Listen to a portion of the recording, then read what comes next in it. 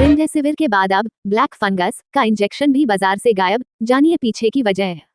Corona संकट के साथ बढ़ रहे ब्लैक फंगस की दवा की भी कई शहरों किल्लत कालाबाजारी के साथ सामने आई। ये वजह कोरोना वायरस संकट के बीच ब्लैक फंगस के खतरे ने हर किसी की चिंता बढ़ा दी है। लेकिन अब ब्लैक फंगस को लेकर एक और बड़ी खबर सामने आई है। दरअसल जिस तरह कोरोना बढ़ने पर रेमडेसिविर मार्केट से गायब हो गई, उसी तरह अब ब्लैक फंगस के मामले बढ़ने पर इसकी दवा भी बाजार से गायब हो रही है। ब्लैक फंगस के मरीज को लगने वाला इंजेक्शन लिपोसोमल एम्फोटेरेसाइन भी बाजार में नहीं मिल रहा है। रेमडेसिविर की तरह ही बीमार व्यक्ति के परिजन इस दवा के लिए जगह जगह भटक रहे हैं। माना जा रहा है कि इस इंजेक्शन की भी कालाबाजारी शुरू हो गई है। देश के लगभग सभी बड़े शहरों में इस इंजेक्शन की भारी कमी देखने को मिल रही है। कई राज्यों में पैर पसार रहा ब्लैक फंगस या म्यूकोरमाइकोसिस देश के कई राज्यों में अपने पैर पसार चुका है। सबसे ज्यादा असर महाराष्ट्र में देखने को मिल रहा है। यही वजह है कि बाजार में अब इसके इंजेक्शन की किल्लत बढ़ रही है। बाजार में कम होने की वजह प्रोडक्शन की कमी भी।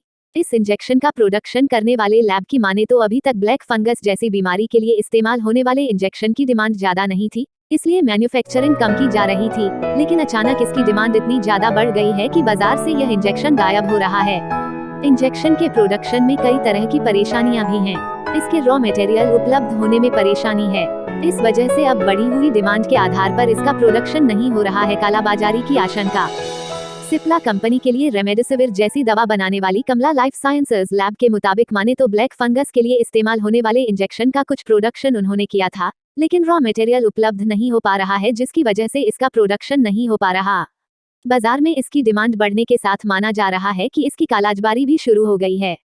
कुछ शहरों में लोगों को ये इंजेक्शन ब्लैक में खरीदना पड़ रहा है।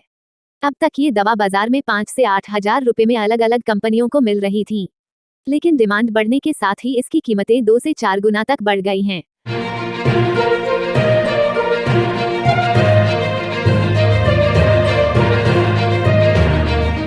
जेडीयू में शामिल होने से पहले उपेंद्र कुशवाहा बोले, अब नीतीश के साथ करेंगे देश और प्रदेश के हित में काम। जेडीयू के हुए आरएलएसपी नेता उपेंद्र कुशवाहा समान विचारधारा वाले लोगों के साथ मिलकर करेंगे काम। रविवार को जेडीयू में शामिल होने से पहले राष्ट्रीय लोक समता पार्टी के नेता व पूर्व केंद्रीय मंत्री उपेंद्र कुशवाहा ने बड़ा बयान दिया है। उन्होंने कहा है कि सियासी तकाजा बदल गया है, इसलिए हमने अब देश और बिहार के हित में काम करने का फैसला लिया है। समान विचारधारा के लोगों को एक मंच पर आने की जरूरत। उन्होंने मीडिया को बताया कि अब राष्ट्र और राज्य के हित में बिहार में समान विचारधारा वाले लोगों को एक मंच पर आना चाहिए। यह वर्तमान राजनीतिक स्थिति की मांग है, इसलिए राष्ट्रीय लोक समता पार्टी ने नीतीश कुमार के नेतृत्व में जेडीयू के साथ विलय का फैसला किया है। अब हम उनके साथ खड़े हैं और एक साथ मिलकर काम करेंगे। बता दें कि आरएलएसपी नेता उपेंद्र कुशवाहा पीएम मोदी के पहले कार्यकाल के दौरान उनके मंत्रिमंडल में मंत्री रह चुके हैं। लोकसभा चुनाव 2019 में सीटों के आवंटन सहमति नहीं बनने के बाद वो एनडीए से अलग आ गए थे। उसके बाद न तो उन्हें लोकसभा चुनाव में जनता का साथ मिला और न ही बिहार विधानसभा चुनाव में। आज नीतीश की मौजूदगी में जेडीयू में शामिल होंगे आरएलएसपी नेता उपेंद्र कुशवाहा। दोपहर 2 बजे जेडीयू कार्यालय पहुंचेंगे उपेंद्र कुशवाहा। आज दोपहर 2 बजे आरएलएसपी का जेडीयू में होगा विलय। बिहार विधानसभा चुनाव में पार्टी की करारी हार के करीब 4 माह बाद राष्ट्रीय लोक समता पार्टी के प्रमुख उपेंद्र कुशवाहा आज से नई पारी की शुरुआत करने जा रहे हैं। जानकारी के मुताबिक पिछले कुछ दिनों से सियासी गलियारों में चर्चा में बने रहे उपेंद्र कुशवाहा की पार्टी का आज जेडीयू में विलय हो जाएगा। जेडीयू की सदस्यता ग्रहण करेंगे। जेडीयू में आरएलएसपी के विलय को लेकर आयोजित कार्यक्रम में बिहार के मुख्यमंत्री Nitish Kumar, JDU supremo RCP Singh समेत जेडीयू के तमाम कद्दावर नेता मौजूद रहेंगे। तय कार्यक्रम के मुताबिक उपेंद्र कुशवाहा जेडीयू कार्यालय में दोपहर 2 बजे पहुंचेंगे। सीएम नीतीश कुमार की उपस्थिति में वो जेडीयू की सदस्यता ग्रहण करेंगे।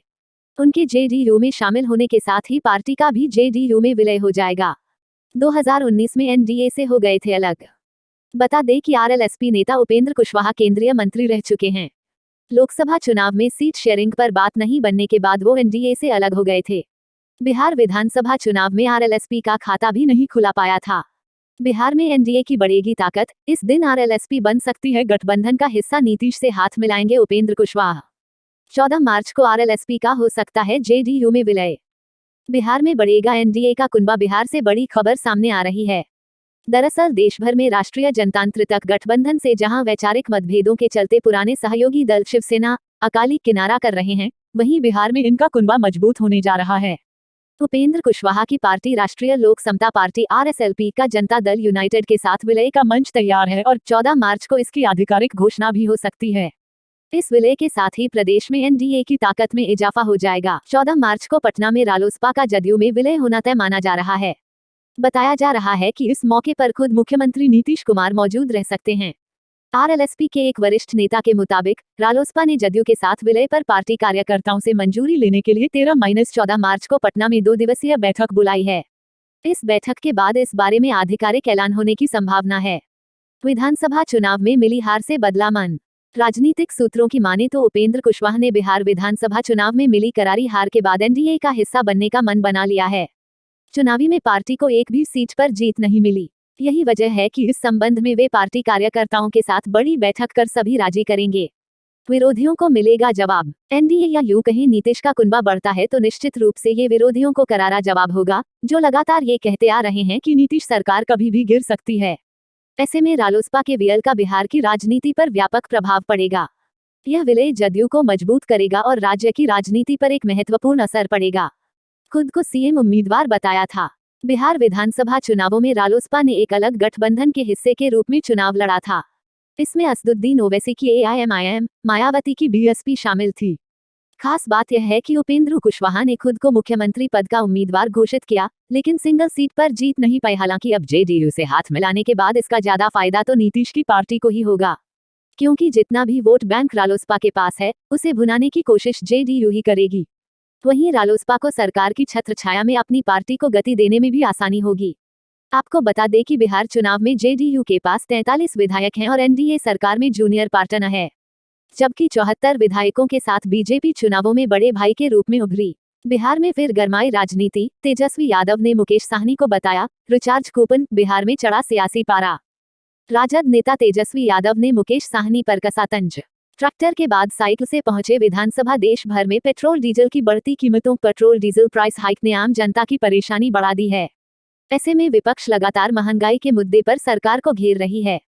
इसी क्रम में शुक्रवार को बजट सत्र के छठे दिन बिहार के नेता प्रतिपक्ष तेजस्वी यादव साइकिल से बिहार विधानसभा पहुंचे। इससे पहले वो ट्रैक्टर से भी विधानसभा पहुंच चुके हैं। चर्चा में भाग लेते हुए तेजस्वी यादव ने सत्ता पक्ष को कटघरे में खड़ा करने के लिए कहानी का सहारा लिया तो अलग अंदाज में शेरो शायरी भी की। RJD के नेता तेजस्वी यादव ने वित्त मंत्री तारकिशोर प्रसाद द्वारा पेश किए गए बजट को झूठ का पुलिंदा बताते हुए कहा कि सरकार बजट का आकार बढ़ाने का दावा करती है, लेकिन उसका खर्च ही नहीं कर पाती। वहीं तेजस्वी ने मुकेश साहनी को भी रिचार्ज कूपन कह डाला। नीतीश कुमार पर निशाना साधते हुए कहा कि तू कर ले हिसाब अपने हिसाब से, जनता हिसाब लेगी अपने हिसाब से। तेजस्वी ने सदन में NDA पर भी निशाना साधा। उन्होंने कहा कि बीजेपी को बजट में बड़ी हिस्सेदारी नहीं मिली है। बीजेपी के मंत्री भले ही अधिक हैं, लेकिन JDU के मंत्रियों के पास 2 गुना से भी ज्यादा बजट है। तेजस्वी के इस कटाक्ष पर पलटवार करने के लिए जैसे ही मुकेश साहनी उठे, तेजस्वी ने अपने आक्रामक रुख से उन्हें भी चुप करा दिया। तेजस्वी ने मुकेश साहनी को रिचार्ज कूपन कहकर बैठने की सलाह दी। तेजस्वी ने उन पर तंज कसते हुए उन्हें रिचार्ज कूपन बता दिया। उन्होंने कहा कि आप तो खुद रिचार्ज कूपन हैं, आगे रिचार्ज होंगे कि नहीं किसी को पता नहीं। दरअसल तेजस्वी का इशारा मुकेश साहनी की विधान परिषद सदस्यता को लेकर था। साहनी जिस सीट पर विधान परिषद के लिए चुनकर गए हैं, वह उपचुनाव वाली सीट है। तेजस्वी ने कहा कि मुख्यमंत्री नीतीश कुमार जातिगत जनगणना की मांग करते हैं और कहते हैं कि इससे समाज के हर एक जाति का सर्वांगीण विकास होगा, लेकिन बजट में स्थिति हास्यास्पद है। Budget session 2। तेल की बढ़ती कीमतों को लेकर राज्यसभा में विपक्ष का हंगामा। सदन 01 बजे तक के लिए स्थगित। राज्यसभा सभापति ने कहा कि विपक्ष लोकतंत्र का मजाक न उड़ाएं। हंगामे के बीच राज्यसभा की कार्यवाही 01 बजे तक के लिए स्थगित। आज राज्यसभा में बजट सत्र के दूसरे चरण की शुरुआत होने के कुछ समय बाद राज्यसभा को 01 बजे तक के लिए स्थगित कर दिया गया है। बजट सत्र के दूसरे चरण की कार्यवाही शुरू होने से पहले TMC ने बजट सत्र को स्थगित करने की मांग की है। हंगामे के बीच राज्यसभा के सभापति वेंकैया नायडू ने विपक्षी सदस्यों के हंगामे से बाज आने की चेतावनी दी है। उन्होंने कहा कि बजट सत्र 2 के पहले दिन हंगामा सही नहीं है। आप सदन को चलने दें। ऐसा न होने पर मुझे पहले दिन ही कार्रवाई के लिए मजबूर होना पड़ सकता है। विपक्ष के हंगामे के बीच राज्यसभा दोबारा 01 बजे तक के लिए स्थगित। बढ़ती कीमतों पर चर्चा कराने की मांग।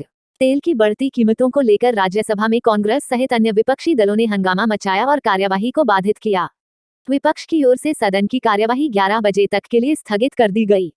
कांग्रेस के सांसदों ने तेल की बढ़ती कीमतों पर चर्चा की मांग करने के नारे लगाए। शून्यकाल स्थगित करने की मांग।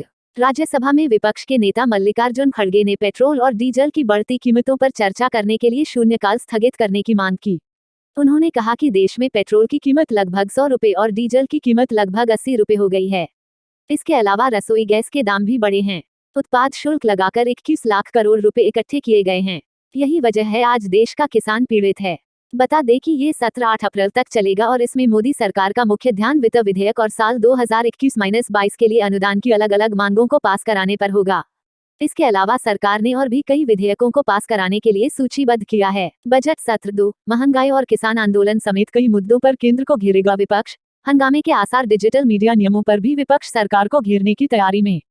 अनुदान मांगों और वित्त विधेयक पर सरकार संसद की मुहर लगवाने की भरपूर कोशिश करेगी। 5 राज्यों में विधानसभा चुनाव की तैयारियों के बीच बजट सत्र का दूसरा चरण आज से शुरू हो रहा है। ऐसे में सभी पार्टियां संसद को चुनावी मैदान के रूप में इस्तेमाल करना चाहेंगी। कांग्रेस और अन्य विपक्षी पार्टियों की बजट सहित कई अन्य मुद्दों पर सरकार को घेरने की तैयारी है। महंगाई और किसान आंदोलन को लेकर हंगामे के भी आसार हैं।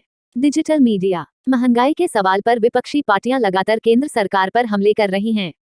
कोरोना के मामलों में एक बार फिर तेजी देखी जा रही है और इस मसले पर भी विपक्ष की ओर से सवाल पूछे जाएंगे।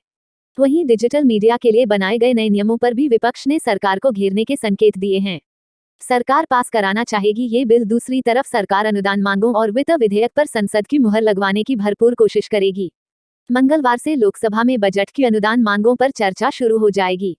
सबसे पहले रेलवे की अनुदान मांगों पर चर्चा शुरू की जाएगी। इनके अलावा the cryptocurrency and regulation of official digital currency bill 2021, the government of national capital territory of Delhi amendment bill 2021, the commission for air quality management in national capital region and adjoining areas bill 2021, the electricity amendment bill 2021 को सरकार पास कराना चाहेगी।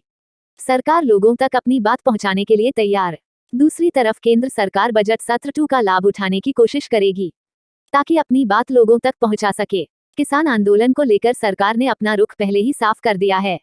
हालांकि सरकार को महंगाई के सवाल पर जवाब देने में कठिनाई का सामना करना पड़ सकता है। सपा नेता रामगोपाल यादव ने कसा केंद्र पर तंज। कहा, महंगाई से परेशान गरीब लोग लकड़ियों पर बना रहे हैं रोटी। पेट्रोल, डीजल और गैस सिलेंडर की कीमतों में बढ़ोतरी जन विरोधी। अब गरीब लोग नहीं खरीद पा रहे हैं गैस सिलेंडर। सोमवार को राज्यसभा में बजट सत्र दूसरे चरण के पहले दिन राज्यसभा में केंद्र सरकार पर चौतरफा हमला बोला। समाजवादी पार्टी के नेता रामगोपाल यादव ने कहा है कि पेट्रोल, डीजल और घरेलू गैस की कीमतें आसमान छू रही है। लोगों ने अब गाड़ियों को चलाना कम कर दिया है। पेट्रोल पंप की पेट्रोल और डीजल की बिक्री 40% तक कम हो गई है। उन्होंने कहा कि लोग गैस का सिलेंडर नहीं ले पा रहे हैं। जहां लकड़ियां उपलब्ध हैं वहां गरीब लोग लकड़ियों पर रोटी बना रहे हैं। लेकिन केंद्र सरकार को इसकी परवाह नहीं है। सरकार बहस के लिए तैयार नहीं। इससे पहले राज्यसभा में कांग्रेस के नेता मल्लिकार्जुन खड़गे ने आरोप लगाया है कि कोरोना काल में आर्थिक स्थिति तितर-बितर हो गई है।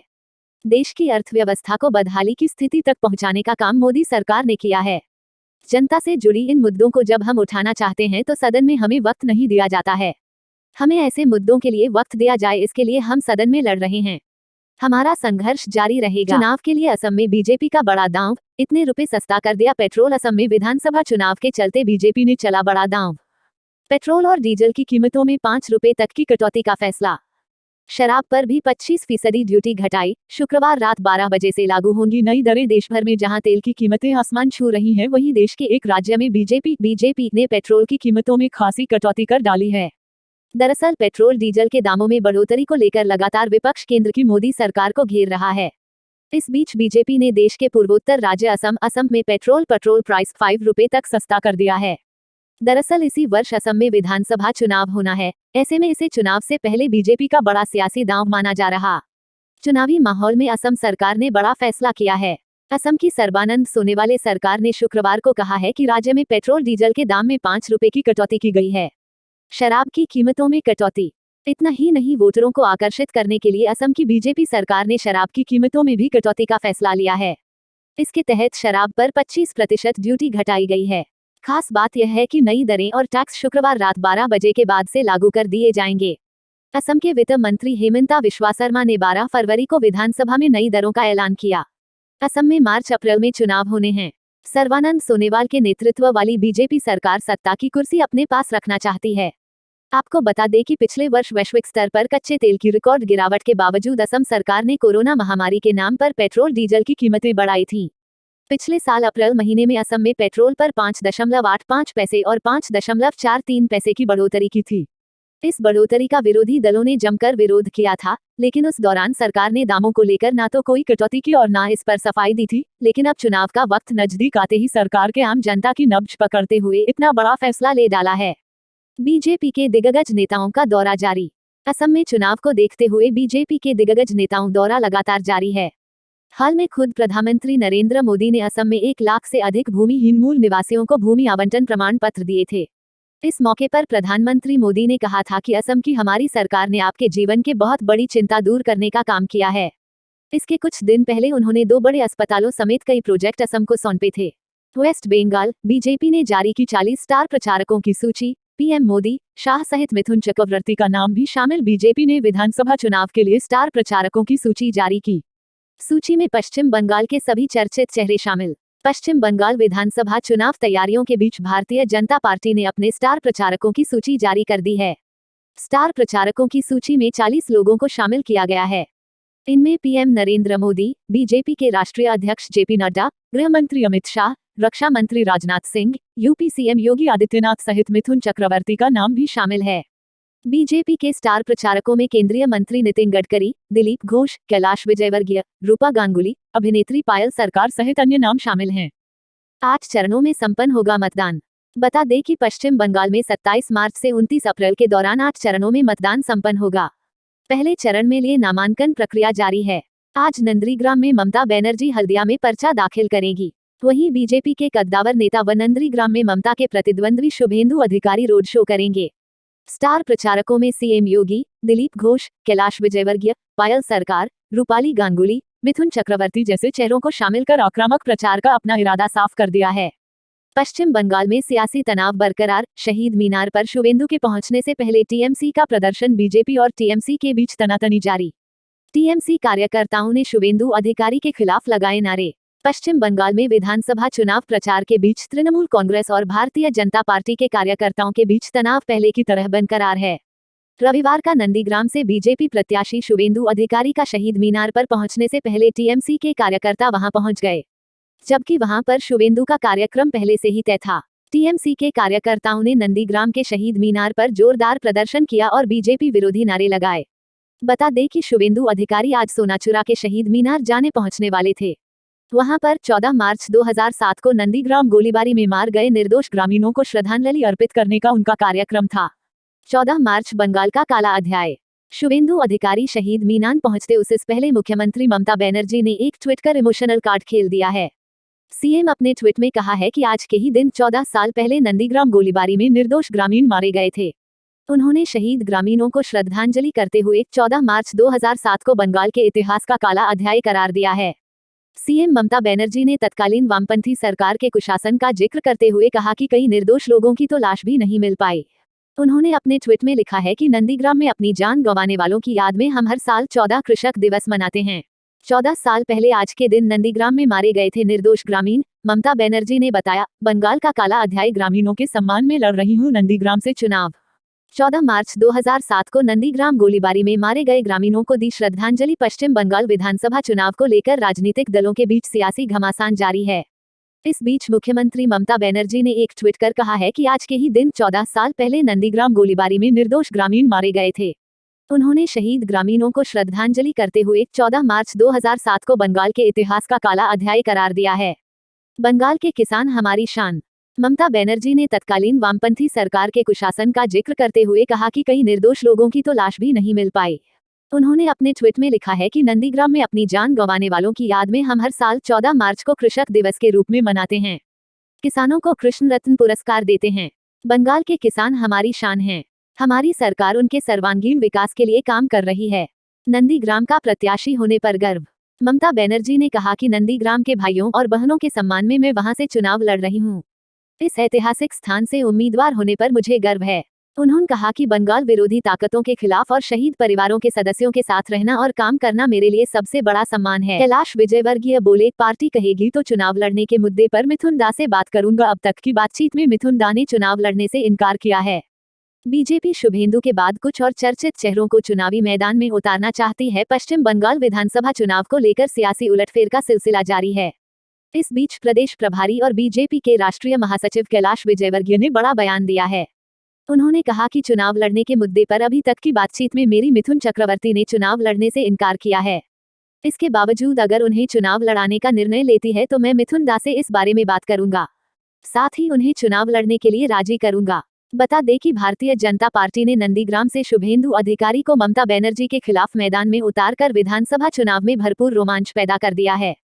शुभेंदु ने आज बाबुल सुप्रियो, धर्मेंद्र प्रधान और स्मृति ईरानी की मौजूदगी में पर्चा भी दाखिल कर दिया है।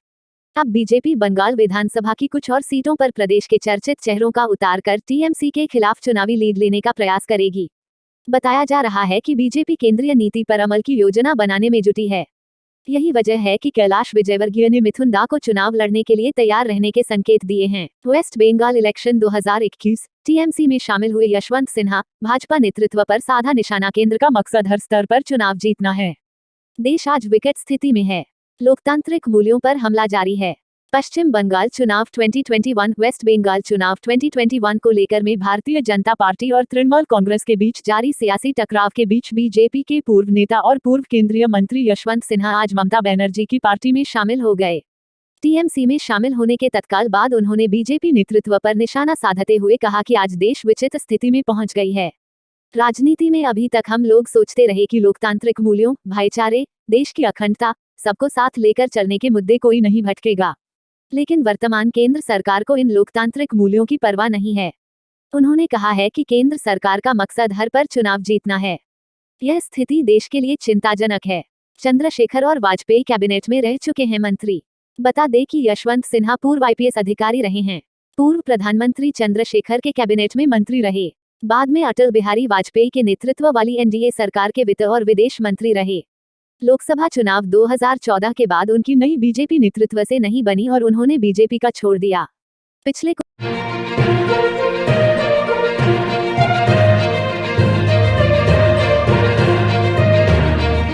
सेना के रिटायर्ड कर्मियों के लिए जल्द शुरू होगा टीकाकरण। स्वास्थ्य मंत्रालय ने दी मंजूरी। कोरोना वैक्सीनेशन के दूसरे चरण में 60 से अधिक आयु वर्ग के बुजुर्गों और 45 साल से अधिक उम्र के गंभीर बीमारियों से पीड़ित लोगों का टीकाकरण किया जा रहा है। स्वास्थ्य मंत्रालय ने एक बड़ा फैसला लेते हुए अब सेवा अस्पतालों में वयोवृद्धों और सशस्त्र बलों के कर्मियों के आश्रितों के टीकाकरण के लिए मंजूरी दे दी है। कोरोना महामारी के बढ़ते मामलों के बीच तेजी के साथ टीकाकरण अभियान को भी आगे बढ़ाया जा रहा है। 1 मार्च से शुरू हुए टीकाकरण अभियान के दूसरे चरण में सरकारी अस्पतालों व स्वास्थ्य केंद्रों के साथ साथ निजी अस्पतालों व स्वास्थ्य केंद्रों में भी कोरोना टीका लगाया जा रहा है। दूसरे चरण में 60 से अधिक आयु वर्ग के बुजुर्गों और 45 साल से अधिक उम्र के गंभीर बीमारियों से पीड़ित लोगों का टीकाकरण किया जा रहा है। लेकिन अब इस बीच स्वास्थ्य मंत्रालय ने एक बड़ा फैसला लेते हुए सेवा अस्पतालों में वयोवृद्धों और सशस्त्र बलों के कर्मियों के आश्रितों के टीकाकरण के लिए मंजूरी दे दी है।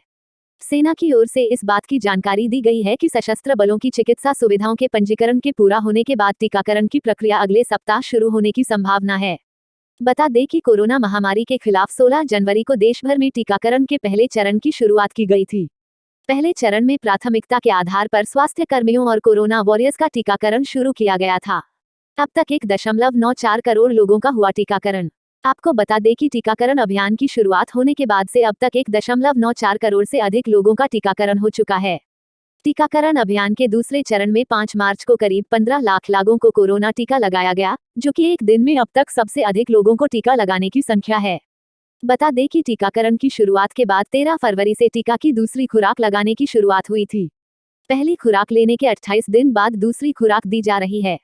स्वास्थ्य मंत्रालय की ओर से जारी आंकड़ों के अनुसार टीकाकरण अभियान के 49वें दिन 5 मार्च कुल 14,92,201 खुराक दी गई। इनमें से 11,99,848 लाभार्थियों, स्वास्थ्य कर्मी और अग्रिम मोर्चे पर तैनात कर्मी को 18,333 सत्रों में टीके की पहली खुराक दी गई और 2,92,353 कर्मियों को टीके की दूसरी खुराक दी गई। शनिवार सुबह 7 बजे तक प्राप्त रिपोर्ट के मुताबिक देश भर में 3,57,478 सत्रों में टीके की 1,94,97,704 खुराक दी जा चुकी है। इनमें से 69,15,661 स्वास्थ्य कर्मियों को पहली खुराक दी गई और 33,56,830 स्वास्थ्य कर्मियों को दूसरी खुराक दी गई। भारत में फिर बड़े कोरोना वायरस के केस, 24 घंटे में इतने लोगों की मौत। भारत में कोरोना वायरस के 15,388 नए केस दर्ज। पिछले 24 घंटे में कोरोना से 77 लोगों की मौत। देश में अब तक 2.26 करोड़ लोगों को लगा टीका। देश में कोरोना वैक्सीनेशन के बीच कोविड के केस लगातार बढ़ते जा रहे हैं। मंगलवार को भारत में कोरोना के 15,388 के सामने आए, जबकि 16,596 मरीजों को हॉस्पिटल से डिस्चार्ज कर दिया गया। पिछले 24 घंटों की बात करें तो इस घातक बीमारी से 77 लोगों की मौत हो गई। केंद्रीय स्वास्थ्य मंत्रालय के अनुसार देश में अब तक 2.26 करोड़ लोगों को कोरोना का टीका लगाया जा चुका है। 24 घंटे में कोरोना के 25,320 मामले आए सामने, 161 की मौत। 1,89,897 लोग कोरोना इलाज के बाद घर लौटे। 2,10,544 मरीज देश के अलग अलग अस्पतालों में इलाज करा रहे हैं। देश भर में कोरोना वायरस संक्रमण का कहर जारी है। हर स्तर पर लगातार प्रयासों के बावजूद कोरोना संक्रमण थम नहीं रहा है। महाराष्ट्र में इसका असर सबसे ज्यादा है। अब कोरोना संक्रमित मरीजों की संख्या हर दिन रिकॉर्ड तोड़ने में लगी है। पिछले 24 घंटे के अंदर कोरोना संक्रमण के 25,320 नए मामले सामने आए हैं। मरीजों की संख्या 1,13,59,048। केंद्रीय स्वास्थ्य मंत्रालय की ओर से जारी ताजा आंकड़ों के मुताबिक कोरोना वायरस संक्रमण के नए मामले सामने आने के बाद देश में कोरोना संक्रमित मरीजों की संख्या 1,13,59,048 हो गई है। पिछले 24 घंटे में कोरोना वायरस संक्रमण के 25,320 नए मामले सामने आए हैं। वहीं कोरोना संक्रमण की वजह से 161 लोगों की मौत हुई है। नई मौतों के बाद कुल मौतों की संख्या 1,58,607 हो गई है। वर्तमान में देश में सक्रिय मामलों की कुल संख्या अब 2,10,544 है। कोरोना का इलाज कराने के बाद अस्पताल से डिस्चार्ज हुए मामलों की कुल संख्या 1,09,89,897 है। कोरोना ने फिर बढ़ाई चिंता। 2021 में पहली बार एक दिन में आए 23,000 से ज्यादा केस। 24 घंटे में कोरोना संक्रमित 117 मरीजों की मौत। कोरोना पॉजिटिव मरीजों की संख्या 1,13,08,846। देश भर में कोरोना की रफ्तार ने एक बार फिर सरकार के साथ लोगों की भी चिंता बढ़ा दी है। साल 2021 में पहली बार 24 घंटे के अंदर 23,000 से ज्यादा मामले सामने आए हैं। साथ ही गुरुवार को कोरोना संक्रमित 117 मरीजों ने दम तोड़ दिया। केंद्रीय स्वास्थ्य मंत्रालय की ओर से जारी ताजा रिपोर्ट में बताया गया है कि पिछले 24 घंटे में कोविड-19 से संक्रमित 23,285 नए मामले सामने आए हैं। इसी के साथ कोरोना पॉजिटिव मरीजों की संख्या 1,13,08,846 हो गई है। वहीं कोरोना से संक्रमित 117 लोगों ने दम तोड़ दिया। नई मौतों के बाद कोरोना से मरने वाले कुल मौतों की संख्या 1,58,306 हो गई है। अभी तक देश में कोरोना संक्रमण से संबंधित सक्रिय मामलों की कुल संख्या 1,97,237 है। कोरोना इलाज के बाद स्वस्थ होकर घर लौटने वालों की संख्या 1,09,53,303 हो गई है। दूसरी तरफ देश भर में कोरोना टीकाकरण अभियान भी तेजी से जारी है। इस अभियान के तहत देश में कुल 2,61,64,920 लोगों को कोरोना वायरस की वैक्सीन लगाई जा चुकी है। 24 घंटे में कोरोना के 25,320 मामले आए सामने, 161 की मौत। 1,09,89,897 लोग कोरोना इलाज के बाद घर लौटे।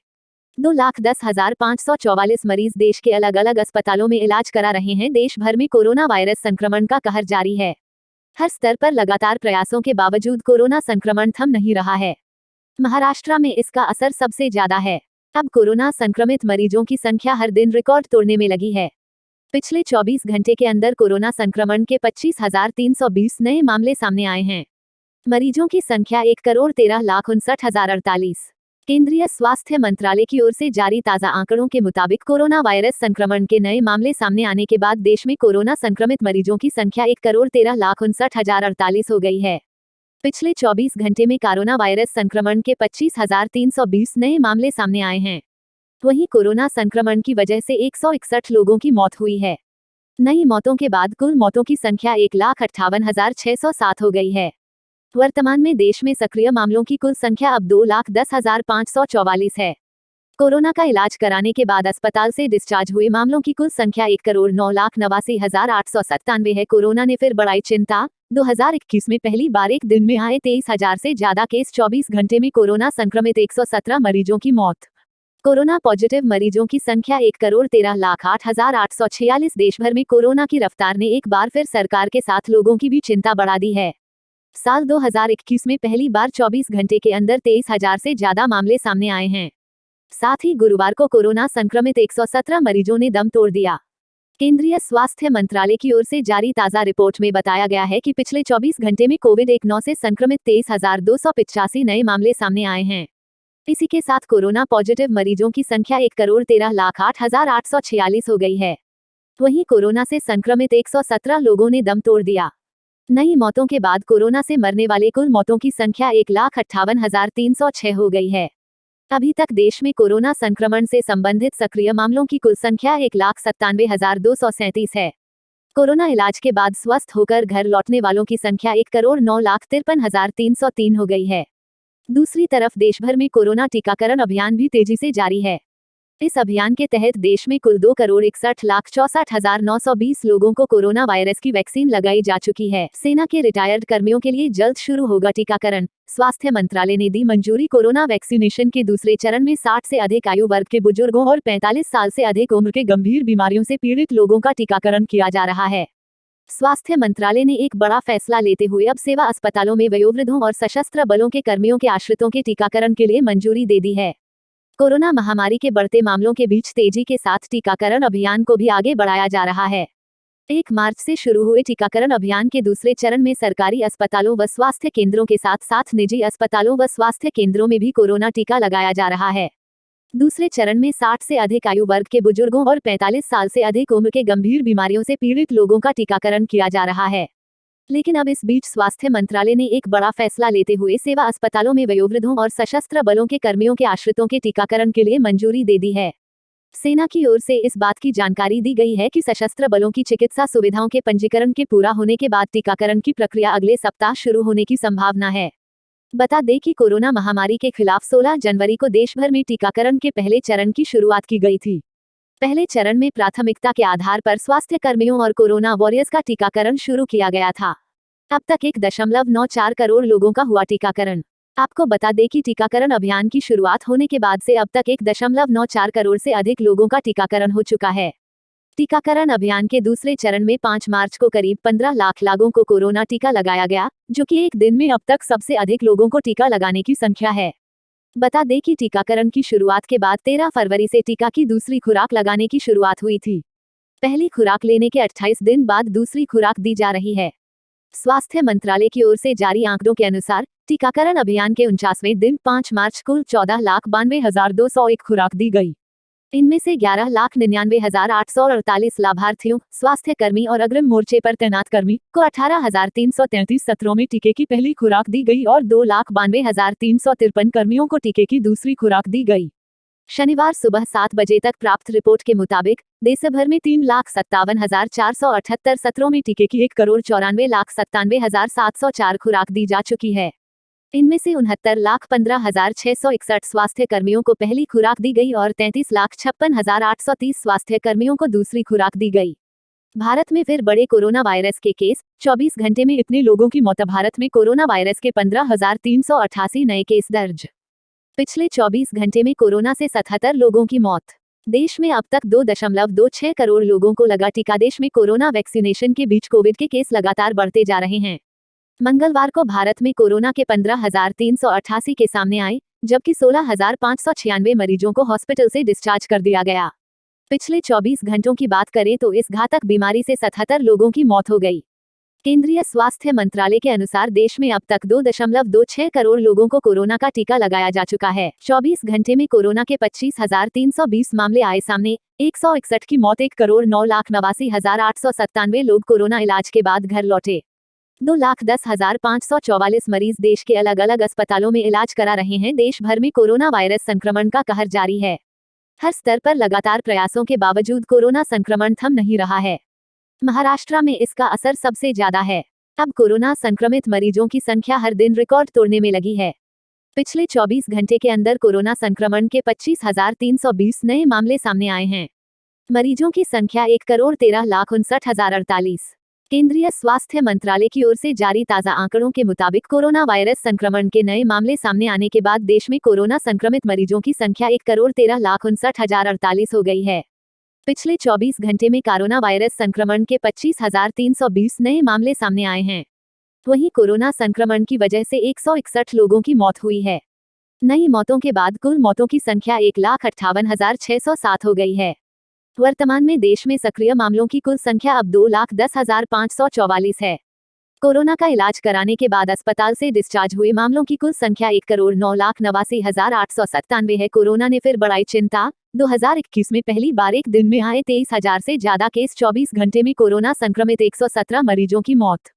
कोरोना पॉजिटिव मरीजों की संख्या 1,13,08,846। देश भर में कोरोना की रफ्तार ने एक बार फिर सरकार के साथ लोगों की भी चिंता बढ़ा दी है। साल 2021 में पहली बार 24 घंटे के अंदर 23,000 से ज्यादा मामले सामने आए हैं। साथ ही गुरुवार को कोरोना संक्रमित 117 मरीजों ने दम तोड़ दिया।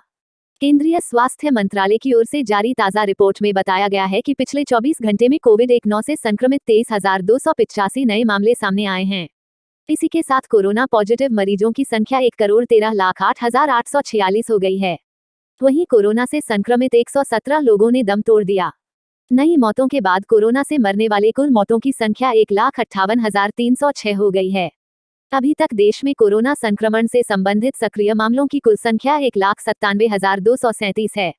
कोरोना इलाज के बाद स्वस्थ होकर घर लौटने वालों की संख्या 1,09,53,303 हो गई है। दूसरी तरफ देश भर में कोरोना टीकाकरण अभियान भी तेजी से जारी है। इस अभियान के तहत देश में कुल 2,61,64,920 लोगों को कोरोना वायरस की वैक्सीन लगाई जा चुकी है। सेना के रिटायर्ड कर्मियों के लिए जल्द शुरू होगा टीकाकरण। स्वास्थ्य मंत्रालय ने दी मंजूरी। कोरोना वैक्सीनेशन के दूसरे चरण में 60 से अधिक आयु वर्ग के बुजुर्गों और 45 साल से अधिक उम्र के गंभीर बीमारियों से पीड़ित लोगों का टीकाकरण किया जा रहा है। स्वास्थ्य मंत्रालय ने एक बड़ा फैसला लेते हुए अब सेवा अस्पतालों में वयोवृद्धों और सशस्त्र बलों के कर्मियों के आश्रितों के टीकाकरण के लिए मंजूरी दे दी है। कोरोना महामारी के बढ़ते मामलों के बीच तेजी के साथ टीकाकरण अभियान को भी आगे बढ़ाया जा रहा है।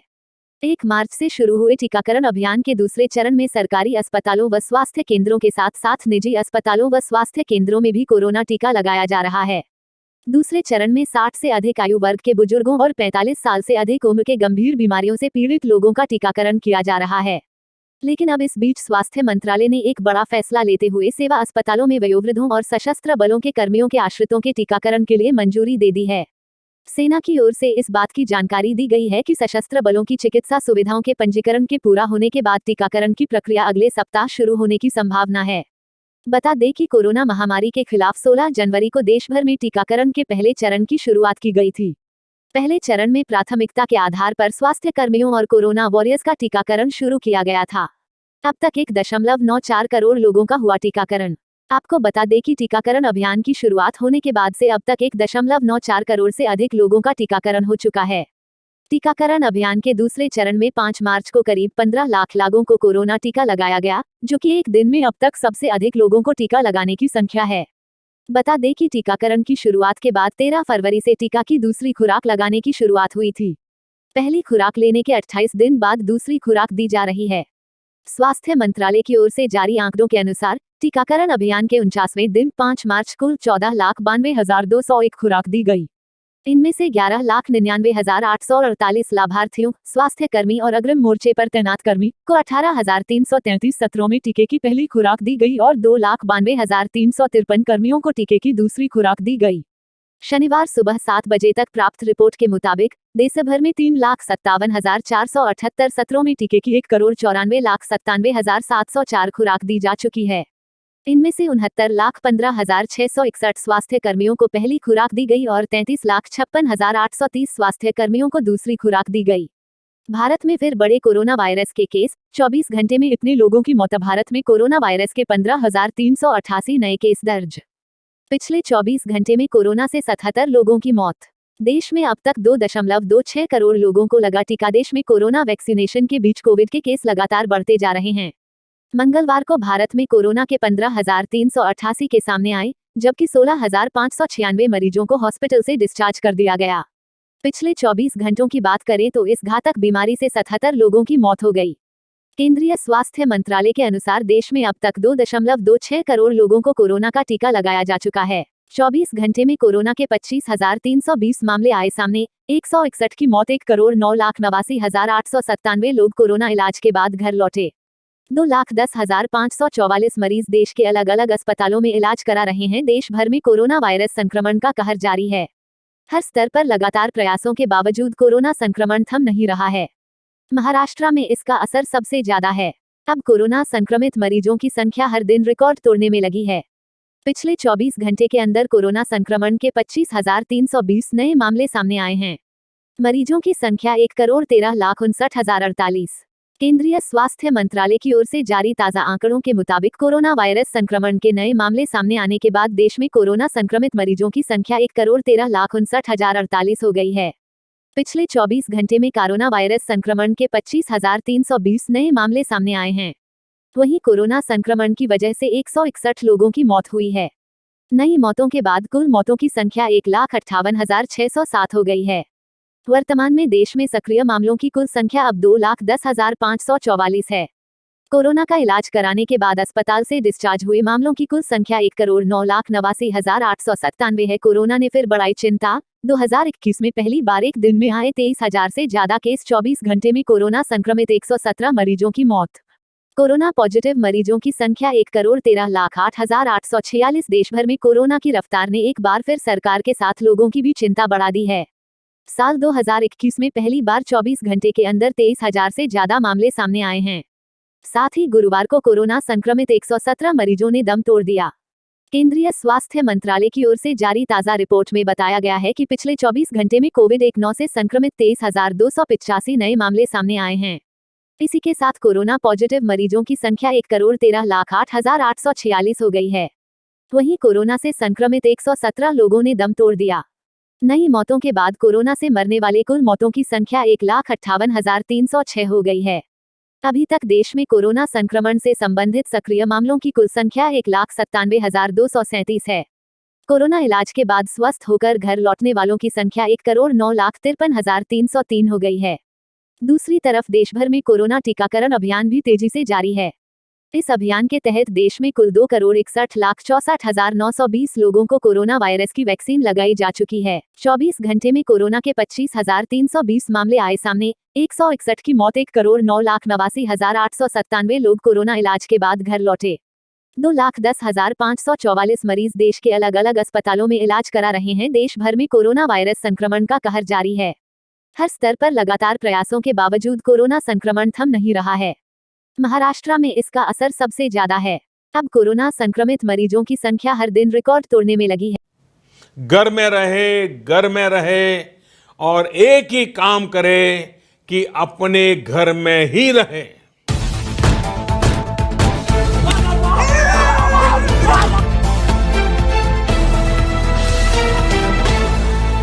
दोस्तों स्वागत करते हैं बिंदास खबरें में, जहां हम आपको बताते हैं देश दुनिया की ताजा बड़ी खबरें। दोस्तों जहां देश में कोरोना की दूसरी लहर ने कहर मचा रखा है, वहीं इसको देखते हुए कुछ राज्यों ने तो लॉकडाउन लगा दिया है और कुछ राज्यों में कर्फ्यू और कहीं पर तो धारा 144 लगा दिया गया है। इसको लेकर कल प्रधानमंत्री नरेंद्र मोदी जी ने भी कुछ बड़े ऐलान और बड़ी घोषणाएं की हैं। इसलिए आप सभी से हाथ जोड़कर निवेदन है कि इस वीडियो को पूरा और अंत तक जरूर देखें। तो आइए आपको बताते हैं देश दुनिया की बड़ी खबरें सिर्फ 10 मिनट में। और इसी के साथ दोस्तों आज की पहली बड़ी खबर की चक्रवात के चलते मुंबई में भारी बारिश, कई जगह पानी भरा, सैकड़ों पेड़ उखड़े। दोस्तों यहाँ पर आपको बता दें कि तूफान तौकते की वजह से मुंबई में सोमवार से भारी बारिश हो रही है। तेज हवा के चलते कई जगहों पर सैकड़ों पेड़ उखड़ गए और गिर गए। इस बीच प्रधानमंत्री नरेंद्र मोदी ने महाराष्ट्र के मुख्यमंत्री उद्धव ठाकरे से तूफान से संबंधित स्थिति पर बातचीत की। मुंबई में बारिश के कारण जगह जगह पर पानी भरने से लोगों के आने जाने में परेशानी हो रही है। भारी बारिश और हवाओं के कारण मुंबई में शिवसेना भवन के पास पेड़ और बिजली का पोल उखड़ गया है। दोस्तों यहाँ पर आपको बता दें कि बीकेसी कोविड केयर सेंटर को अस्थायी रूप से बंद कर दिया गया है। 193 मरीजों जिनमें की 73 मरीज आईसीयू में थे, उनको अलग अलग अस्पतालों में शिफ्ट कर दिया गया है। और इसी के साथ दोस्तों अगली बड़ी खबर की 23 मई को पैसा ट्रांसफर करने में आ सकती है परेशानी। एनईएफटी सिस्टम 14 घंटे नहीं करेगा काम। दोस्तों यहाँ पर आपको बता दें कि अगर आपको 23 मई को एनईएफटी के जरिए ऑनलाइन पैसा ट्रांसफर करना होगा तो बेहतर होगा कि आप इस काम को पहले ही कर लें। दरअसल 22 मई की रात 12 बजे से लेकर 23 मई को दोपहर 2 बजे तक ग्राहकों को नेशनल इलेक्ट्रॉनिक फंड ट्रांसफर यानी कि एनईएफटी की सुविधा उपलब्ध नहीं हो सकेगी। इससे आपको पैसे ट्रांसफर करने में परेशानी हो सकती है। और इसी के साथ दोस्तों अगली बड़ी खबर की कोवैक्सीन को एक बार फिर से अंतर्राष्ट्रीय स्तर पर मिल गई है मान्यता, एक रिपोर्ट में किया गया दावा। दोस्तों यहाँ पर आपको बता दें कि कोरोना वैक्सीन को लेकर देश के तमाम लोग परेशान हैं। किसी को वैक्सीन मिल रही है तो किसी को नहीं मिल रही है, और वो भी असरदार है या नहीं, इसको लेकर भी असमंजस की स्थिति है। ऐसे में भारत बायोटेक हाल ही में लोगों के लिए एक खुशखबरी लेकर आया है। भारत बायोटेक ने बताया कि उसकी कोविड-19 की वैक्सीन यानी कि कोवैक्सीन भारत और ब्रिटेन में मिले कोरोना वायरस स्ट्रेन के खिलाफ कारगर पाई गई है। इस बात की जानकारी भारत बायोटेक की को फाउंडर और ज्वाइंट मैनेजिंग डायरेक्टर सुचित्रा इला ने ट्वीट करके दी है। और इसी के साथ दोस्तों अगली बड़ी खबर की केंद्र सरकार के निर्देश पर सीबीएसई की 12वीं बोर्ड की परीक्षा स्थगित। दोस्तों यहाँ पर आपको बता दें कि कोरोना संक्रमण के बढ़ते प्रभाव की वजह से इस साल कोई भी परीक्षा नहीं हो पाई है। साथ ही इस साल 12वीं बोर्ड की परीक्षा को भी स्थगित कर दिया गया है। आपको बता दें कि केंद्र सरकार ने ये बड़ा फैसला सुनाया है। इस साल होने वाली 12वीं बोर्ड की परीक्षा को अभी संक्रमण की दर को देखते हुए स्थगित कर दिया गया है। इस फैसले से कोई भी छात्र खुश नहीं है, क्योंकि इस वजह से उनके कॉलेज की प्रक्रिया पर प्रभाव पड़ सकता है। और इसी के साथ दोस्तों अगली बड़ी खबर की बिहार में 31 मई तक बैंकों में केवल 4 घंटे होगा काम, 10 से 2 बजे तक खुलेंगे बैंक। दोस्तों यहाँ पर आपको बता दें कि बिहार में कोरोना के बढ़ते संक्रमण का असर अब बैंकिंग कार्यों पर भी पड़ रहा है। अब 31 मई तक बैंकों में सिर्फ 4 घंटे ही काम होगा। साथ ही बैंकों के प्रशासनिक कार्यालय में अब सिर्फ 50% स्टाफ ही काम करेंगे। दोस्तों यहाँ पर आपको बता दें कि 15 मई तक ग्राहकों के लिए बैंकिंग कार्यकाल सुबह 10 बजे से लेकर दोपहर 2 बजे तक किया गया था, पर राज्य में लॉकडाउन की अवधि में विस्तार के बाद इसी को बढ़ाकर अब 31 मई कर दिया गया है। और इसी के साथ दोस्तों अगली बड़ी खबर की मध्य प्रदेश में शुरू की जाएगी मुख्यमंत्री कोविड-19 अनुकंपा नियुक्ति और विशेष अनुग्रह योजना। दोस्तों यहाँ पर आपको बता दें कि कोरोना संक्रमण की वजह से बेसहारा हुए बच्चों को 5,000 रूपए पेंशन, निःशुल्क राशन और शिक्षा की व्यवस्था करने के बाद अब मुख्यमंत्री शिवराज सिंह चौहान ने कर्मचारियों के लिए 2 योजनाएं लागू करने की घोषणा कर दी है। इसके तहत कोरोना की वजह से मृत कर्मचारियों के स्वजनों को अनुकंपा नियुक्ति दी जाएगी। वहीं 5 लाख रुपए की एक मुश्त अनुग्रह राशि भी परिवार के आश्रितों को दी जाएगी। और इसी के साथ दोस्तों अगली बड़ी खबर की इंदौर में 30 मई तक बढ़ा दिया गया है कोरोना कर्फ्यू, इन क्षेत्रों में रहेगी छूट। दोस्तों यहाँ पर आपको बता दें कि इंदौर में भले ही कोरोना से हालात सुधर रहे हों, लेकिन एहतियात के तौर पर कोरोना कर्फ्यू को 29 मई तक बढ़ा दिया गया है। कोरोना की चेन को तोड़ने के लिए 29 मई तक जनता कर्फ्यू लागू रहेगा। हालांकि इस दौरान इन क्षेत्रों में छूट रहेगी। आपको बता दें कि जनता कर्फ्यू 29 मई तक बढ़ाया गया है। 30 मई को संडे होने से संडे को पहले से ही बंद रहेगा। इस तरह ये 30 मई तक बंद रहेगा। आपको बता दें कि खेरची किराना दुकान सोमवार से शुक्रवार सुबह 6 बजे से लेकर 12 बजे तक खुली रहेगी। और साथ ही दोस्तों आपको बता दें कि कोरोना वायरस के बढ़ते मामलों को देखते हुए आंध्र प्रदेश में भी सोमवार को राज्य में लगाए गए कोरोना कर्फ्यू को इस महीने के अंत तक बढ़ा दिया गया है। ये जानकारी मुख्यमंत्री कार्यालय ने दी है। और साथ ही दोस्तों आपको बता दें कि मुख्यमंत्री बीएस येदियुरप्पा ने सोमवार को कहा कि कर्नाटक में लॉकडाउन की अवधि बढ़ाने पर विचार किया जा रहा है, लेकिन अभी तक कुछ फैसला नहीं लिया गया है।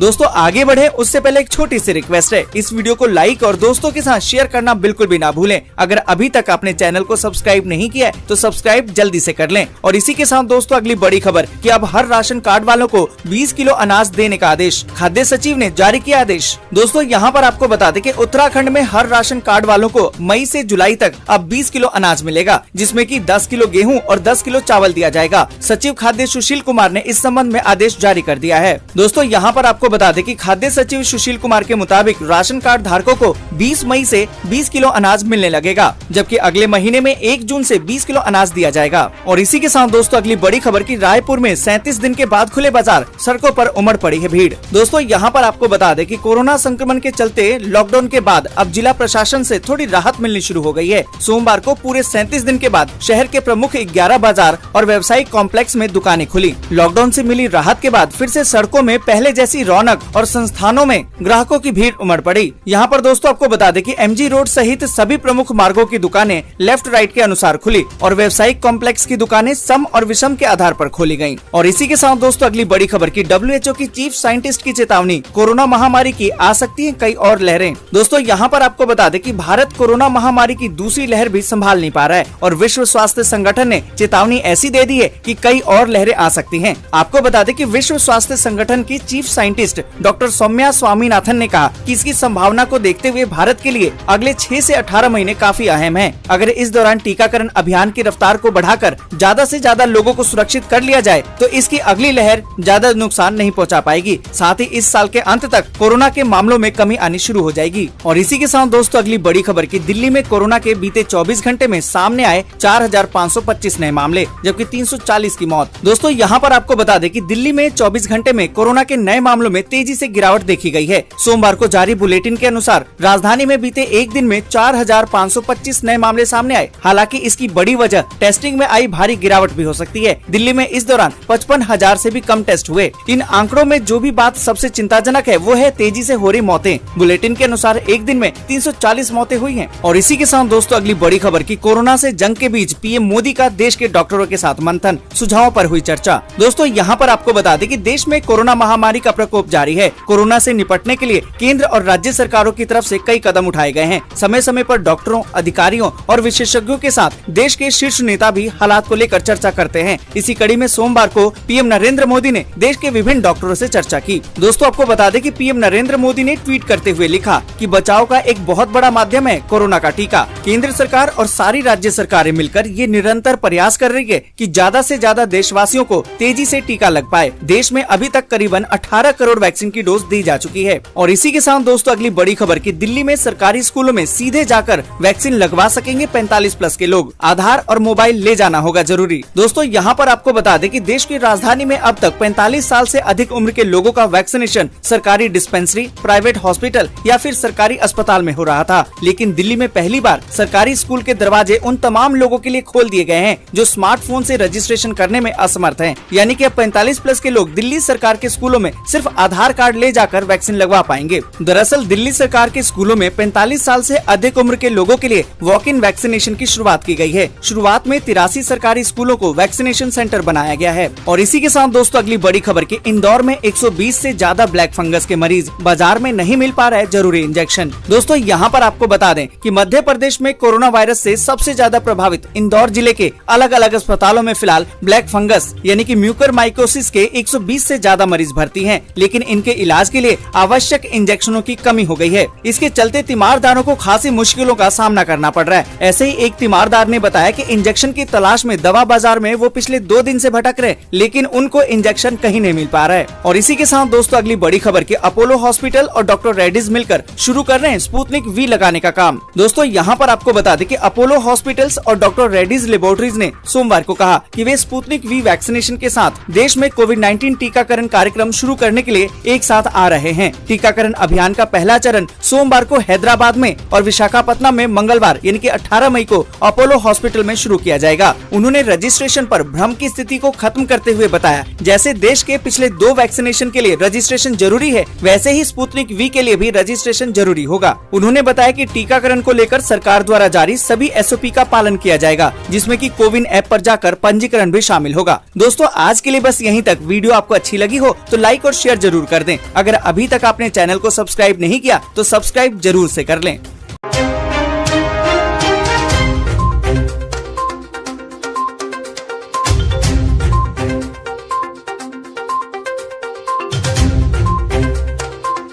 हेलो दोस्तों, नमस्कार, जय हिंद, वंदे मातरम। स्वागत है आप सभी का आपके अपने न्यूज़ चैनल में। देश और दुनिया की तमाम बड़ी खबरों को लेकर हम आपके सामने हाजिर हो चुके हैं। तो अंत तक बने रहिए हमारे इस वीडियो के साथ, क्योंकि यहाँ पे आपको मिलेगी वही सारी खबरें जो कि आपके लिए जानना ज़रूरी है। दोस्तों सभी खबरें आपके लिए बहुत ही ज़्यादा महत्वपूर्ण होने वाली है, तो एक भी खबर को मिस नहीं कीजिएगा। इसके साथ साथ वीडियो बनाने में हमें बहुत ही ज़्यादा मेहनत लगती है, तो वीडियो को एक लाइक ज़रूर करें और चैनल को सब्सक्राइब करना बिल्कुल न भूलें। तो चलिए बढ़ते हैं आज की बड़ी और महत्वपूर्ण खबरों की ओर। तो दोस्तों सबसे पहले मैं आपको बता दूँ, बहुत ही बड़ी अपडेट निकल कर आ रही है। बनारस से कोरोना मरीजों से मनमानी चार्ज वसूलने वाले 14 अस्पतालों को नोटिस, 48 घंटे में मांगा जवाब। जी हां दोस्तों, उत्तर प्रदेश के वाराणसी में कोरोना मरीजों से इलाज के नाम पर मनमानी वसूली करने वाले अस्पतालों के खिलाफ बड़ी कार्रवाई की गई है। 14 निजी अस्पतालों को नोटिस जारी कर कोरोना मरीजों से अधिक शुल्क लेने के आरोपों को जवाब देने के लिए तलब किया गया है। जिला प्रशासन ने 2 दिन के भीतर नोटिस का जवाब नहीं देने पर अस्पतालों के खिलाफ महामारी अधिनियम के तहत कार्रवाई करने की चेतावनी भी दी है। वहीं दोस्तों मैं आपको बता दूं, अगली खबर आ रही है। मुंबई से 580 कोरोना मरीजों को शिफ्ट किया गया। भारी बारिश का है अलर्ट। जी हाँ दोस्तों, चक्रवाती तूफान तौकाते के अलर्ट के चलते बृहन्मुंबई मुंबई नगर निगम ने कोविड केयर सेंटर से 580 मरीजों को सुरक्षित स्थानों पर शिफ्ट किया है। जानकारी के मुताबिक BKC से 243, दहिसर से 183 और मुलुंड से 154 मरीजों को निकाला गया। बता दें कि मौसम विभाग ने तूफान के चलते यहां 60 60 से 80 किलोमीटर प्रति घंटे की रफ्तार से चलने वाली हवाओं को लेकर अलर्ट जारी किया है। वहीं दोस्तों मैं आपको बता दूं अगले जो खबर आ रही है वह आपकी आ रही है। दोस्तों मैं आपको बता दूं झारखंड में सभी बॉर्डर हुए हैं सील, ई पास के बिना आवाजाही पर है रोक। जी हाँ दोस्तों, झारखंड की राज्य सरकार ने तीसरे चरण का स्वास्थ्य सुरक्षा सप्ताह लॉकडाउन रखा है। इसी के चलते बिना ई पास के गाड़ियों की आवाजाही नहीं की जा सकती। वहीं इसको लेकर पिंडरा जोरा थाना क्षेत्र के बंगाल बॉर्डर पर भी पुलिस और मजिस्ट्रेट की तैनाती कर दी गई है। यहाँ बिना पास के आने वाले लोगों को वाहन सहित बंगाल की ओर वापस भेज दिया जा रहा है। इस दौरान पुलिस की चुस्ती साफ दिख रही है। इस संबंध में थाना प्रभारी खुद बॉर्डर पर मुस्तैद नजर आ रहे हैं। बता दें कि राज्य सरकार ने सभी बॉर्डर को सील करने का निर्देश दिया था। इसी आलोक में बंगाल से सटे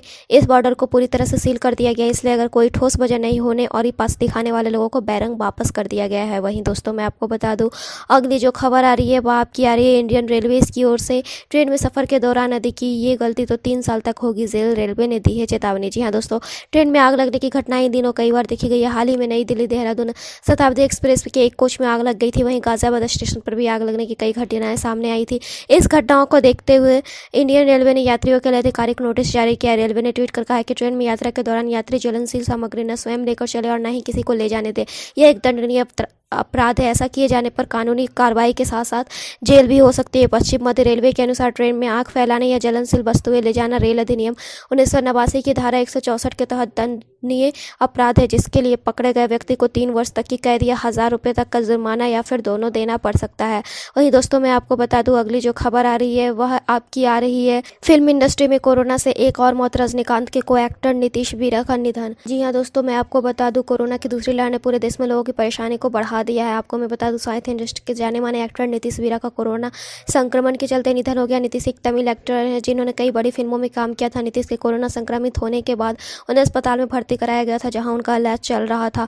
45 साल के एक्टर नीतीश वीरा का सोमवार की सुबह चेन्नई के ओमनपुर अस्पताल में निधन हो गया। उन्होंने रजनीकांत की काला धनुष की असुरन में शानदार काम किया था। तो फिलहाल इस वीडियो में इतना ही। ऐसे ही खबरों के लिए बने रहिए हमारे चैनल के साथ। Then bye and thanks for watching this video.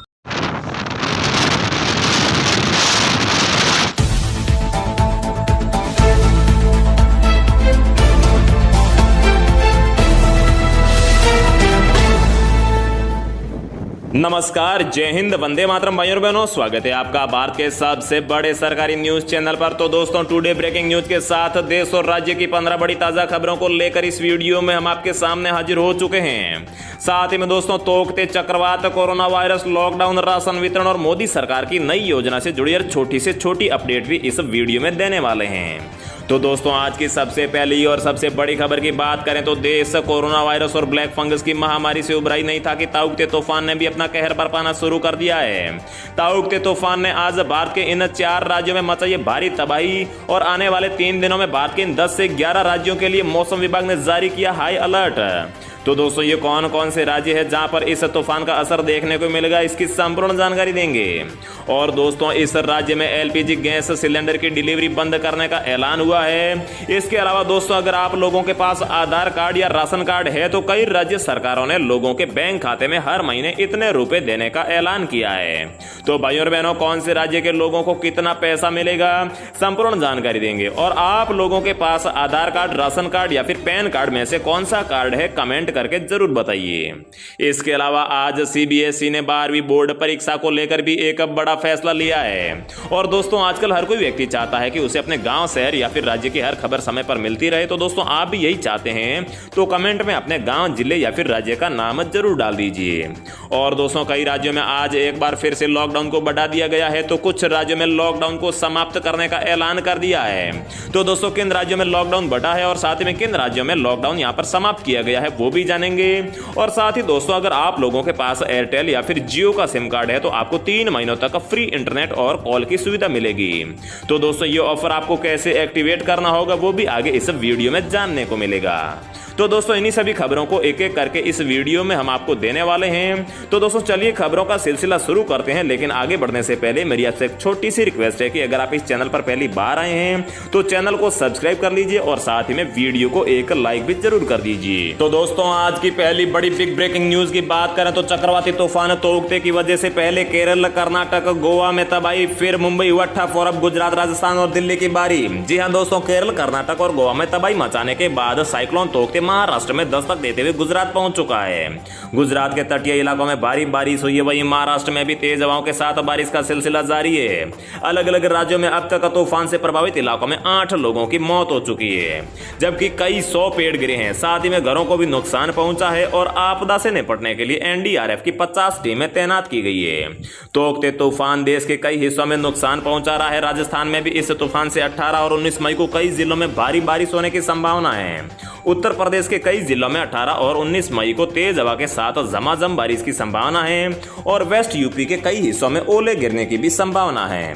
इस दौरान हवा की रफ्तार करीब 40 किलोमीटर प्रति घंटे की होगी और मौसम विभाग ने इसको लेकर हाई अलर्ट भी जारी कर दिया है। अगली खबर की बात करें तो उत्तराखंड में 25 मई तक बढ़ा लॉकडाउन। हफ्ते में सिर्फ 2 दिन खुलेंगी राशन की दुकानें, जाने और क्या रहेगा बंद। जी हां दोस्तों, बढ़ते कोरोना संक्रमण को देखते हुए उत्तराखंड सरकार ने 1 हफ्ते के लिए लॉकडाउन बढ़ा दिया है।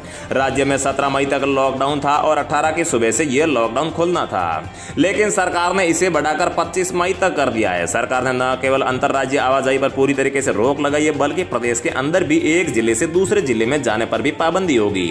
सूत्रों के अनुसार लॉकडाउन में हफ्ते में केवल 2 दिन के लिए ही निश्चित काल के लिए राशन की दुकानें खोली जाएंगी। नेक्स्ट अपडेट की बात करें तो वैक्सीन नहीं तो सिलेंडर नहीं, एलपीजी डिस्ट्रीब्यूटर्स का ऐलान। 21 मई से सिलेंडर की डिलीवरी बंद।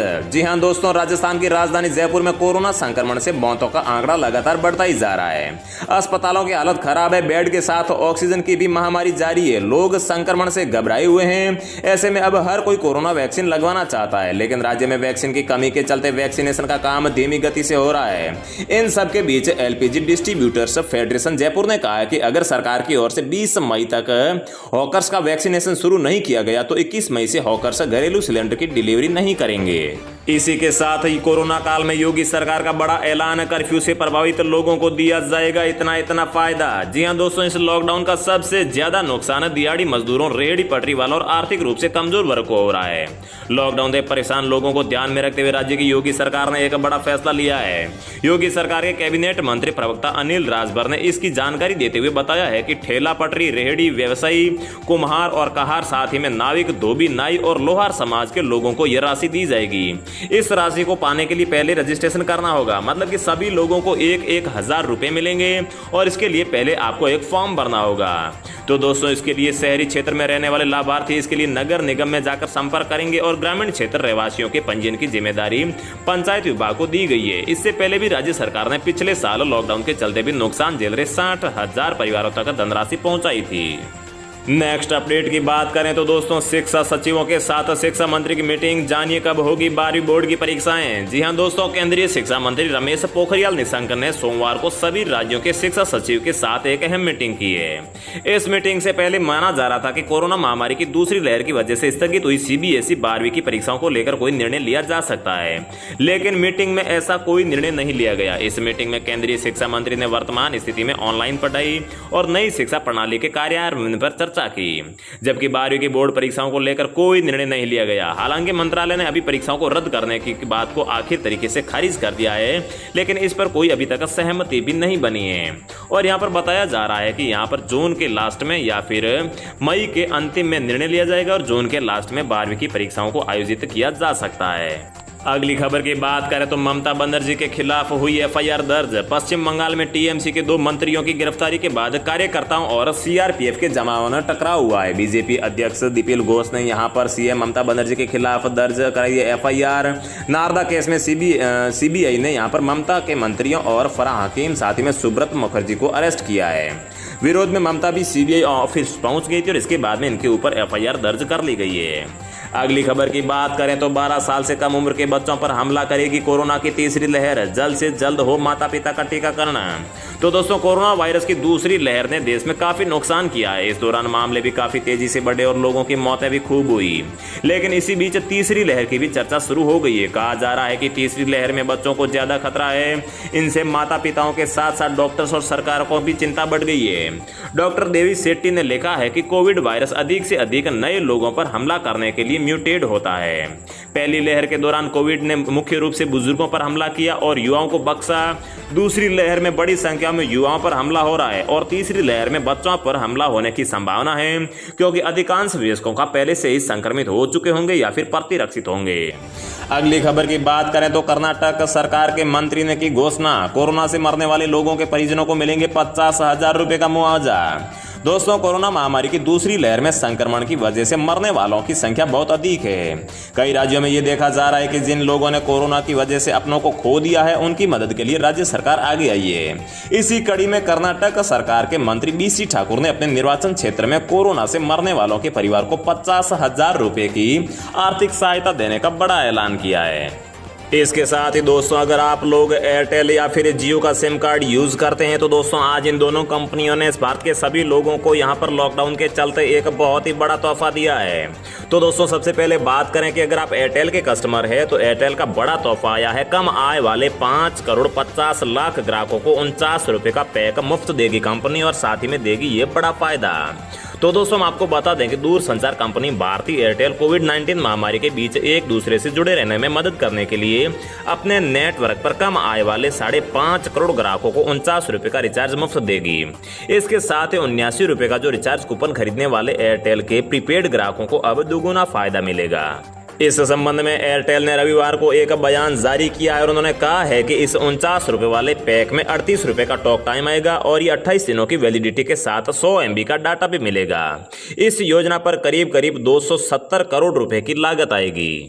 इसके बाद में दोस्तों, जियो वाले ग्राहकों के लिए भी एक बड़ी खबर आ रही है। रिलायंस जियो ने जियो फोन यूजर्स के लिए एक नया ऑफर लॉन्च कर दिया है। कोविड-19 के बीच कंपनी ने खास तौर पर उन यूजर्स के लिए एक बड़ा ऑफर देने का ऐलान किया है जो रिचार्ज नहीं करा पाने में यहाँ पर अक्षम है, मतलब कि रिचार्ज नहीं करा पा रहे हैं। तो दोस्तों, हम आपको बता दें कि जियो फोन यूजर्स को नए ऑफर देने के लिए जियो ने रिलायंस फाउंडेशन के साथ साझेदारी की है और कंपनी ग्राहकों को 300 रुपए फ्री मिनट हर महीने आउटगोइंग कॉल ऑफर कर रही है। जियो 4G features phone corona virus महामारी के दौरान हर दिन आउटगोइंग कॉल के लिए 10 मिनट फ्री में इस्तेमाल कर सकेंगे। और इसके साथ ही जो लोग यहां पर रिचार्ज कराने में सक्षम हैं, उन लोगों के लिए भी बड़ा ऑफर आया है। वो लोग अगर रिचार्ज करवाते हैं तो उनको अतिरिक्त प्लान भी दिया जाता है। जैसे कि अगर कोई जियो फोन यूजर्स 75 रुपए वाला प्लान रिचार्ज कराता है तो उसे 75 रुपए वाला अतिरिक्त प्लान भी यहां पर कंपनी की तरफ से दिया जाएगा। तो दोस्तों, रोजाना ऐसी खबरें पाते रहने के लिए चैनल को सब्सक्राइब करके बेल आइकन प्रेस कर लीजिए। जय हिंद, वंदे मातरम। हेलो दोस्तों, स्वागत है आप सभी का DLS न्यूज चैनल पर एक बार फिर से। तो आज तारीख हो गई है 18 मई 2021 दिन मंगलवार और बात करेंगे आज के मुख्य समाचार और टुडे ब्रेकिंग न्यूज के इस अपडेट वीडियो में नजर डालेंगे देश भर की तमाम बड़ी खबरों पर। आज की खबरें बहुत ही महत्वपूर्ण है। सरकार की तरफ से कुछ नई योजनाएं और नई स्कीम के ऐलान भी निकल कर आ रहे हैं जो मैं आपको बताऊंगा। कुछ देश में ऐसे नए नियम लागू किए गए जो आम आदमी को जानना जरूरी है। सरकारी नौकरी करने वाले लोगों के लिए भी अपडेट है और हमारे देश के बुजुर्ग बूढ़े दादा दादी के लिए भी एक सरकार ने नई योजना का ऐलान किया। जियो सिम से अगर आप इंटरनेट चलाते तो भी आपके लिए एक नया अपडेट आ रहा है यहाँ पर। और मौसम विभाग की तरफ से दोस्तों चक्रवात तूफान तोकते को लेकर अब नई चेतावनी, भयंकर अलर्ट आ चुका है। तोकते अपना रुख बदल चुका है और अब किन राज्यों की तरफ ये घूम रहा है और इसके बाद किन किन राज्यों में अगले 8 से 10 घंटों में भयंकर बारिश और आंधी तूफान से भीषण तबाही मच सकती है। जानेंगे अपन मौसम समाचार के तहत ये अपडेट भी। आज के सोना चांदी के रेट भी जानेंगे और कोरोना वायरस और लॉकडाउन से संबंधित कुछ बड़ी खबरें भी हैं। तो काफी टॉपिक्स को कवर करेंगे इस वीडियो में। बिल्कुल बने रहेगा मेरे साथ और एकदम पूरा लास्ट तक देखते रहिएगा। बिना टाइम वेस्ट किए सीधे ले चलता हूं पहली खबर में। देखिए अपडेट, आप एक अलर्ट आ रहा सबसे पहले तो बैंक खाता वालों के लिए। भारतीय रिजर्व बैंक यानी कि RBI की तरफ से अपडेट आ रहा कि 23 मई को 14 घंटे तक बैंक की आपको ये सुविधा नहीं मिलेगी। जी हाँ, RBI ने सभी ग्राहकों को इसको लेकर अलर्ट कर दिया। 23 मई को आप पैसों का लेन देन से जुड़ी इस सुविधा का इस्तेमाल नहीं कर पाएंगे। दरअसल बात कुछ यूं है दोस्तों की 23 मई को ऑनलाइन पैसा ट्रांसफर करने में आपको परेशानी आ सकती है। NEFT सिस्टम 14 घंटे तक काम नहीं करेगा। ये देख सकते हैं रिजर्व बैंक ऑफ इंडिया की तरफ से ऑफिशियली ट्वीट किया गया कि NEFT सिस्टम अपग्रेड किया जाएगा और इसके लिए डाउन टाइम रहेगा। रात को 1 बजे से लेकर दूसरे दिन 2 बजे तक 14 आवर्स के लिए डाउन टाइम रहेगा। RBI की ऑफिशियल प्रेस नोट में भी ये अपडेट आ चुका है। तो कहने का मतलब NEFT ऑनलाइन ट्रांसफर जो है ये आप 23 मई को 14 घंटों के लिए नहीं कर पाएंगे। ओके, और फिलहाल देखिए आप अगली बड़ी खबर दोस्तों, बैंक अकाउंट होल्डर्स के लिए और एक अपडेट ये आ रहा है कि SBI, PNB, Canara bank, HDFC समेत तमाम बैंकों में अब केवल 4 घंटे ही ब्रांच खुलेंगे। सभी प्राइवेट और गवर्नमेंट सेक्टर के बैंक ब्रांच 4 घंटे ही खुलेंगे। बिहार राज्य में इस तरह का आदेश जारी हो चुका है। बिहार के बैंक ग्राहकों के लिए ये अपडेट है। ओके, अगली बड़ी खबर देखिए आप। सरकार का जो कोविन पोर्टल है ना, उसमें सरकार ने बदलाव किया है और अब हिंदी समेत 14 भाषाओं में उस ऐप पर और कोविन पोर्टल पर आपको जानकारी उपलब्ध होगी। अभी ये जानकारी ज्यादातर इंग्लिश और हिंदी में आती थी, तो 14 और भाषाओं को ऐड कर दिया गया है। सरकार की ओर से ऑफिशियली बयान जारी करके इस बात की सूचना दी गई है। कोविन पोर्टल पर भी आपको ये अपडेट मिल जाएगा और कोविन ऐप में भी अब 14 क्षेत्रीय भाषाओं की उपलब्धता देखने को मिलेगी। ओके, वहीं सरकारी ऐप पर एक और अपडेट ये आ रहा दोस्तों की प्लाज्मा डोनर की जानकारी भी अब आपको इस सरकारी ऐप पर मिल जाएगी। प्लाज्मा जो खून की तरह जो आजकल लोग प्लाज्मा डोनेट करते हैं ना, उन लोगों की जानकारी अब आपको भारत सरकार के आरोग्य सेतु ऐप पर देखने को मिल जाएगी। आपको पता होगा ये जो आरोग्य सेतु ऐप है, ये लोगों को कोरोना वायरस संक्रमण के खतरे और जोखिम का आकलन करने में मदद करता है, राइट। तो अब आने वाले समय में प्लाज्मा डोनर की जानकारी के लिए भी आपको ये ऐप में डेटा मिल जाएंगे कि आखिर कोई व्यक्ति अगर अपनी इच्छा से प्लाज्मा डोनेट भी करना चाहता है तो वह भी इस ऐप पर उसके बारे में जानकारी दे सकेगा। हालांकि सरकार ने अभी तक इसका कोई ऑफिशियल अपडेट नहीं दिया, लेकिन जरूर आपको आने वाले समय में ये फीचर मिल सकता है मीडिया रिपोर्ट्स के मुताबिक। साथ ही अगली बड़ी खबर देखिए, राजस्थान में ब्लैक फंगस का इलाज भी अब चिरंजीवी स्वास्थ्य बीमा योजना में शामिल हो चुका है। आपको पता होगा दोस्तों कि कोरोना वायरस के जो मरीज हैं, पेशेंट हैं, उनमें अब ब्लैक फंगस का खतरा ज्यादा देखा जा रहा है, जिसे कहते हैं ना अंग्रेजी में म्यूकोरमाइकोसिस करके। तो इस बीमारी का इलाज भी अब राजस्थान सरकार की जो योजना है ना, मुख्यमंत्री चिरंजीवी स्वास्थ्य बीमा योजना, उसमें शामिल किया जाएगा। इस बीमारी के पैसे भी अब मतलब सरकार जो एलिजिबिलिटी क्राइटेरिया के अंदर जो लोग आते हैं उनको इस योजना के तहत पैसे देगी, है ना। और अगली बड़ी खबर देखिए दोस्तों, ग्रामीण इलाकों में टेस्टिंग बढ़ाएगी सरकार। रोजाना लिए जाएंगे 45 lakh sample, group of ministers का इस तरह का फैसला निकल कर आ रहा। आपको पता होगा सरकार अब कोरोना वायरस की महामारी से लड़ने के लिए गाँवों पर फोकस कर रही है। केंद्र सरकार कोरोना महामारी से निपटने के लिए तमाम इंतजार कर चुकी है और अब दोस्तों गाँव पर प्रधानमंत्री नरेंद्र मोदी ने भी फोकस किया है, डोर टू डोर टेस्टिंग की प्लानिंग वगैरह बनाई है। अब इसी बीच सरकार की ओर से बनाए गए ग्रुप ऑफ मिनिस्टर की सोमवार को एक बार फिर से बैठक हुई कल ही, जिसमें कई अहम फैसले लिए गए। अब ग्रामीण इलाकों में टेस्टिंग बढ़ाने के लिए रोजाना 45 लाख सैंपल कलेक्ट करने की योजना बनाई जा रही है, जो कि अभी तक 25 लाख तक है टेस्टिंग की अधिकतम क्षमता देश में। फिलहाल इसको बढ़ाकर 45 लाख करने की प्लानिंग है। वहीं एम्पोथ्रिशिन बी की भी मांग बढ़ रही है, जो कि म्यूकोरमाइकोसिस यानी कि ब्लैक फंगस वगैरह में काम में आने वाली दवाई है। तो गाँव में भी इस दवाइयों को ऑलरेडी प्रोडक्शन किया जा रहा ताकि फिर कम नहीं पड़े। तो ये सरकार की प्लानिंग चल रही है। इसी बीच कोविन पोर्टल 14 भाषाओं में कर दिया। ये कुछ अपडेट जो मैंने आपको बता दिए। ओके, साथ ही अगली बड़ी खबर देखिए दोस्तों, रिलायंस जियो के सिम से अगर आप इंटरनेट चलाते हैं ना, तो जियो ग्राहकों को अब नेटवर्क की दिक्कत नहीं आएगी। जी हाँ, बहुत बार ऐसा होता है ना कि हम इंटरनेट चला रहे हैं, फोन पर बात करें तो आवाज कट कट के आती है या नेट की स्पीड अच्छी नहीं मिलती है, नेटवर्क अच्छे नहीं आ रहे होते तो, राइट। तो इसी बीच जियो से जो इंटरनेट चलाते हैं उन लोगों के लिए अच्छी खबर ये आ रही है दोस्तों की मुकेश अंबानी जी की जो कंपनी है ना रिलायंस जियो, वो एक बड़ा कदम उठाने जा रही है और उसके बाद अब आपको नेटवर्क इश्यू नहीं आएगा। दरअसल दोस्तों ये कंपनी भारत के सबसे बड़े इंटरनेशनल सबमरीन केबल सिस्टम का निर्माण कर रही है। रिलायंस जियो भारत में डेटा की बढ़ती मांग का समर्थन करने के लिए नेक्स्ट जनरेशन के 2 केबल लगाएगी। प्रोजेक्ट को कई ग्लोबल कंपनीज और सबकॉम के साथ पार्टनरशिप में पूरा किया जाएगा। केबल आपूर्ति में दुनिया भर में जो कि अग्रणी कंपनियां हैं उनको इसमें शामिल किया जाएगा। अब ये एक रिलायंस जियो का मेगा प्लान निकल कर आ रहा है दोस्तों। देख सकते हैं आपकी 5G स्पीड के लिए 16,000 किलोमीटर के 2 नए समुद्री डेटा केबल डाल रही है रिलायंस जियो। जी हाँ, भारत समेत यूरोप से लेकर सिंगापुर तक कनेक्टिविटी जो है वो मजबूत होगी। 16,000 किलोमीटर के तो 2 नए समुद्री डेटा केबल डाल रही है। 200 TBPS से भी ज्यादा तेज इंटरनेट स्पीड मिलेगी इसके बाद। तो अब दोस्तों 4G के बाद रिलायंस जियो जो है ना वो 5G की तरफ तो अपग्रेड हो ही रही है, लेकिन ये जो 2 नए केबल बिछाए जाएंगे इससे आपको 4G में भी अच्छी इंटरनेट स्पीड मिलेगी। IAX और IEX प्रोजेक्ट पर काम कर रही है कंपनी। तो कुल मिलाकर के ज्यादा इंफॉर्मेशन आप देख सकते हैं और जियो ग्राहकों के लिए वाकई में अच्छी बात है ना। अगली बड़ी खबर देखिए आप, कोरोना काल में बुजुर्गों की मदद के लिए आगे आया केंद्र। सुरक्षा सहित किसी भी तरीके की समस्या होने पर मांग सकेंगे मदद। जी हाँ दोस्तों, प्रधानमंत्री नरेंद्र मोदी सरकार की तरफ से जो हमारे देश में बुजुर्ग लोग है ना, चाहे वो बुजुर्ग दंपति हो, बूढ़े दादा दादी हो या कोई अकेला बुजुर्ग हो, जिनके अगर परिवार में कोई जवान नहीं रहते हैं या रहते भी हैं तो वो उनका अगर पूरी तरह से ख्याल नहीं रखते हैं ना, तो अब ये बुजुर्ग लोग जो है केंद्र सरकार से सहायता ले पाएंगे डायरेक्टली। इसके लिए एक हेल्पलाइन नंबर सेवा शुरू की गई है। टोल फ्री नंबर आप स्क्रीन पर देख सकते हैं 14567, यानी कि हिंदी में बोलूं या गणित में बोलूं तो 14567। इस नंबर पर आप फोन कर सकते हैं। आनंद फानन में सभी राज्यों में इस हेल्पलाइन सेवा को शुरू किया जा रहा है। जो बुजुर्गों की बड़ी आबादी वाले राज्य हैं जैसे कि उत्तर प्रदेश, मध्य प्रदेश, कर्नाटक, राजस्थान और तमिलनाडु, इन 5 राज्यों में इस सेवा को पिछले करीब 20 दिनों से शुरू कर दिया गया और अब तुरंत प्रभाव से इसको देश भर के सभी राज्यों में शुरू करने की सरकार की प्लानिंग है। अच्छी बात है वाकई में। और अगली बड़ी खबर देखिए दोस्तों, उत्तराखंड में राज्य सरकार ने एक नया फैसला लिया। देखिए 55 साल से अधिक उम्र के और 1 साल से कम आयु के बच्चे की मां सहित कई सारे पुलिस कर्मियों को कोविड ड्यूटी में छूट मिलेगी। कहने का मतलब आजकल कोरोना काल भले ही चल रहा है लेकिन पुलिस कर्मी तो अभी भी तैनात हैं। अलग अलग सड़कों पर, मोर्चों पर, किनारों पर, मतलब कॉर्नर पर जहां सर्किल वगैरह है या अलग अलग ऐसे जहां गली रास्ते जाते हैं जहां पर पब्लिक का आना जाना थोड़ा बैन किया जाना जरूरी है, उन जगहों पर पुलिस कर्मी तैनात हैं, राइट। चाहे कितना ही बड़ा बाहर कोरोना का माहौल चल रहा हो लेकिन पुलिस वाले तो अपनी ड्यूटी, अपना कर्तव्य निभा रहे हैं, जो कि वाकई में उनका कार्य सैल्यूट योग्य है। लेकिन अब उत्तराखंड राज्य सरकार ने जो फैसला लिया कि जो पुलिस कर्मी जिनकी उम्र एक तो 55 साल से ज्यादा है या ऐसी महिला पुलिस कर्मी जो या तो गर्भवती हैं या ऐसी महिला पुलिस कर्मी जो कि 1 साल से कम उम्र का जिनके बच्चा बच्ची हैं, तो उनको अब कोविड ड्यूटी से मुक्ति दी जाएगी। कहने का मतलब उनको आजकल छुट्टी दी जाएगी कोरोना काल में, ठीक है ना। और अगली बड़ी खबर देखिए दोस्तों, कोरोना काल में मध्य प्रदेश सरकार ने सरकारी कर्मचारियों के लिए 2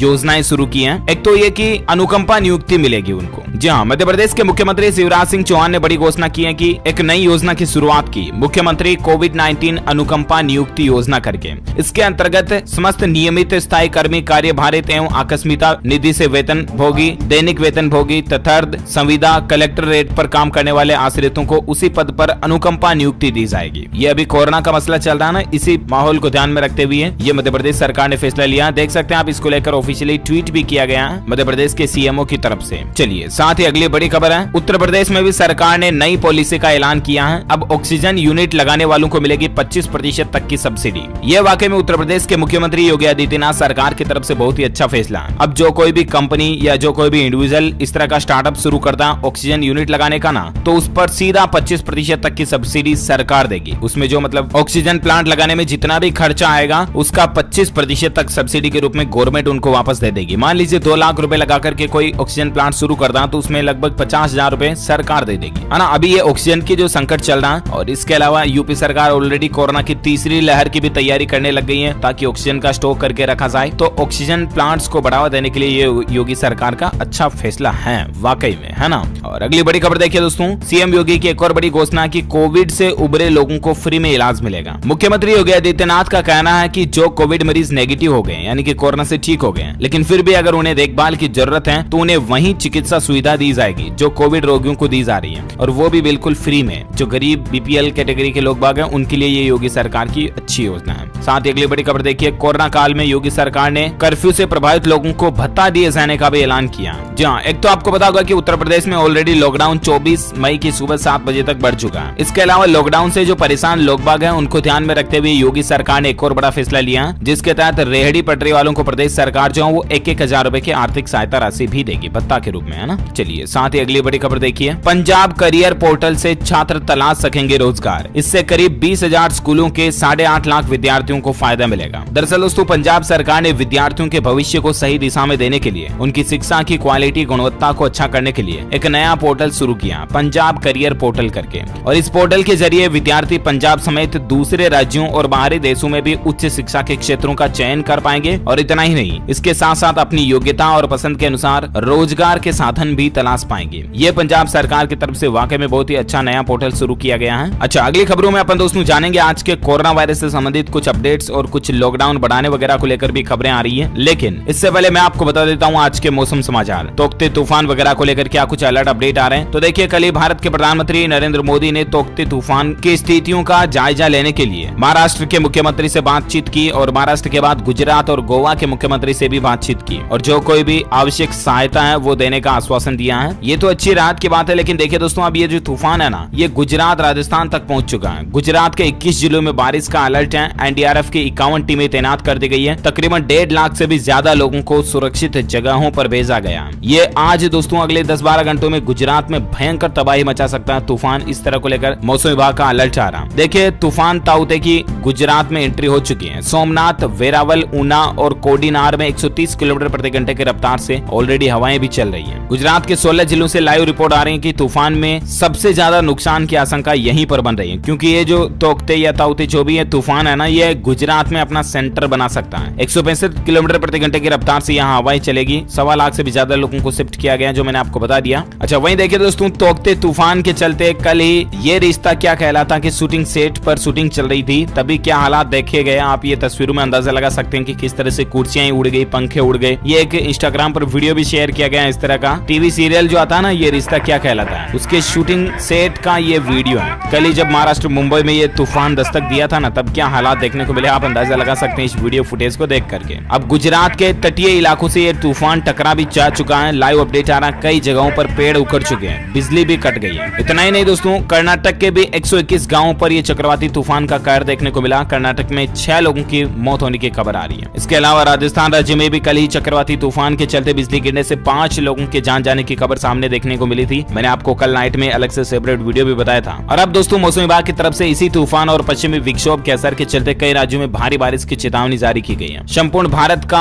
आज 18 मई 2021 का मौसम पूर्वानुमान आखिर क्या कहता है, तो मैं आपको बता दूं, अगले 24 से 48 घंटों के दौरान गुजरात, उत्तरी महाराष्ट्र तट पर तो भारी बारिश हो ही सकती है। इसके अलावा केरल, कोंकण, गोवा, मध्य प्रदेश, राजस्थान के कुछ हिस्सों में भी हल्की से मध्यम बारिश देखने को मिल सकती है। वहीं दोस्तों, पूर्वोत्तर भारत, लक्षद्वीप, आंतरिक तमिलनाडु और आंतरिक कर्नाटक के कुछ इलाकों में भारी बारिश हो सकती है। पश्चिमी हिमालय, छत्तीसगढ़, तेलंगाना, आंध्र प्रदेश और अंडमान निकोबार द्वीप समूह में भी आपको मध्यम बारिश देखने को मिल सकती है। ये रहा वेदर अलर्ट। वहीं दोस्तों, तूफान को लेकर एक अपडेट ये भी आ रहा है कि आपके मोबाइल फोन पर आप साइक्लोन तूफान का तोकते का लाइव ट्रैकर भी देख सकते हैं। ये देख सकते हैं आप ये 3D मैप में कि आखिर किस तरह से ये तूफान जो दोस्तों किनारे किनारे पर आगे बढ़ता हुआ अभी यहाँ गुजरात तक पहुंच चुका है, गुजरात के तट से टकरा चुका है। 185 किलोमीटर प्रति घंटे की रफ्तार से इसकी हवाएं चल रही है और अब ये राजस्थान में और भी ज्यादा भयंकर तबाही मचा सकता है बुधवार तक, कल तक, है ना। ओके, तो ये तो रहे मौसम अपडेट। अब अपन बात करें दोस्तों सराफा बाजार में सोने चांदी के रेट को लेकर क्या खबर चल रही है आप देखिए। अंतर्राष्ट्रीय बाजारों में मजबूती से सोना चांदी में फिर से तेजी देखने को मिली है। सोने के भाव में 348 रुपए प्रति 10 ग्राम की बढ़ोतरी हुई और उसके बाद अभी सोने का रेट 47,547 रुपए प्रति 10 ग्राम पहुंच गया। वहीं चांदी की बात करें तो चांदी के दाम में 936 रुपए की बढ़ोतरी के बाद अभी चांदी का रेट 71,310 रुपए प्रति किलोग्राम पर बंद हुआ। ओके, ये तो रहा gold and silver price today news. और अब अपन बात करते हैं दोस्तों कोरोना वायरस से संबंधित कुछ बड़ी खबरों पर नजर डालते हैं। देखिए, एक चौंकाने वाली रिपोर्ट निकल कर आ रही दोस्तों के अस्पतालों में औसतन हर कोरोना मरीज ने 1.5 लाख रुपए खर्च किए। SBI यानी कि भारतीय स्टेट बैंक की तरफ से एक रिपोर्ट सर्वे किया गया जिसमें इस तरह का आकलन लगाया जा रहा है। मतलब इस रिपोर्ट से आप ये अंदाजा लगा सकते हैं दोस्तों कि जिन किन्हीं भी परिवारों के जो कोई भी लोग कोरोना के कारण अगर अस्पताल में भर्ती है ना, तो उनका कितना पैसा खर्च हो रहा है। हालात ये हो रहे दोस्तों के अस्पताल वाले एक मरीज के 2-2 लाख, 3-3 लाख, 5-5 लाख तक भी बिल बना दिए जा रहे हैं। एक दिन के 20-20 हजार, 50-50 हजार रुपए तक वसूल रहे हैं कोरोना मरीजों के पेशेंट के। ये अभी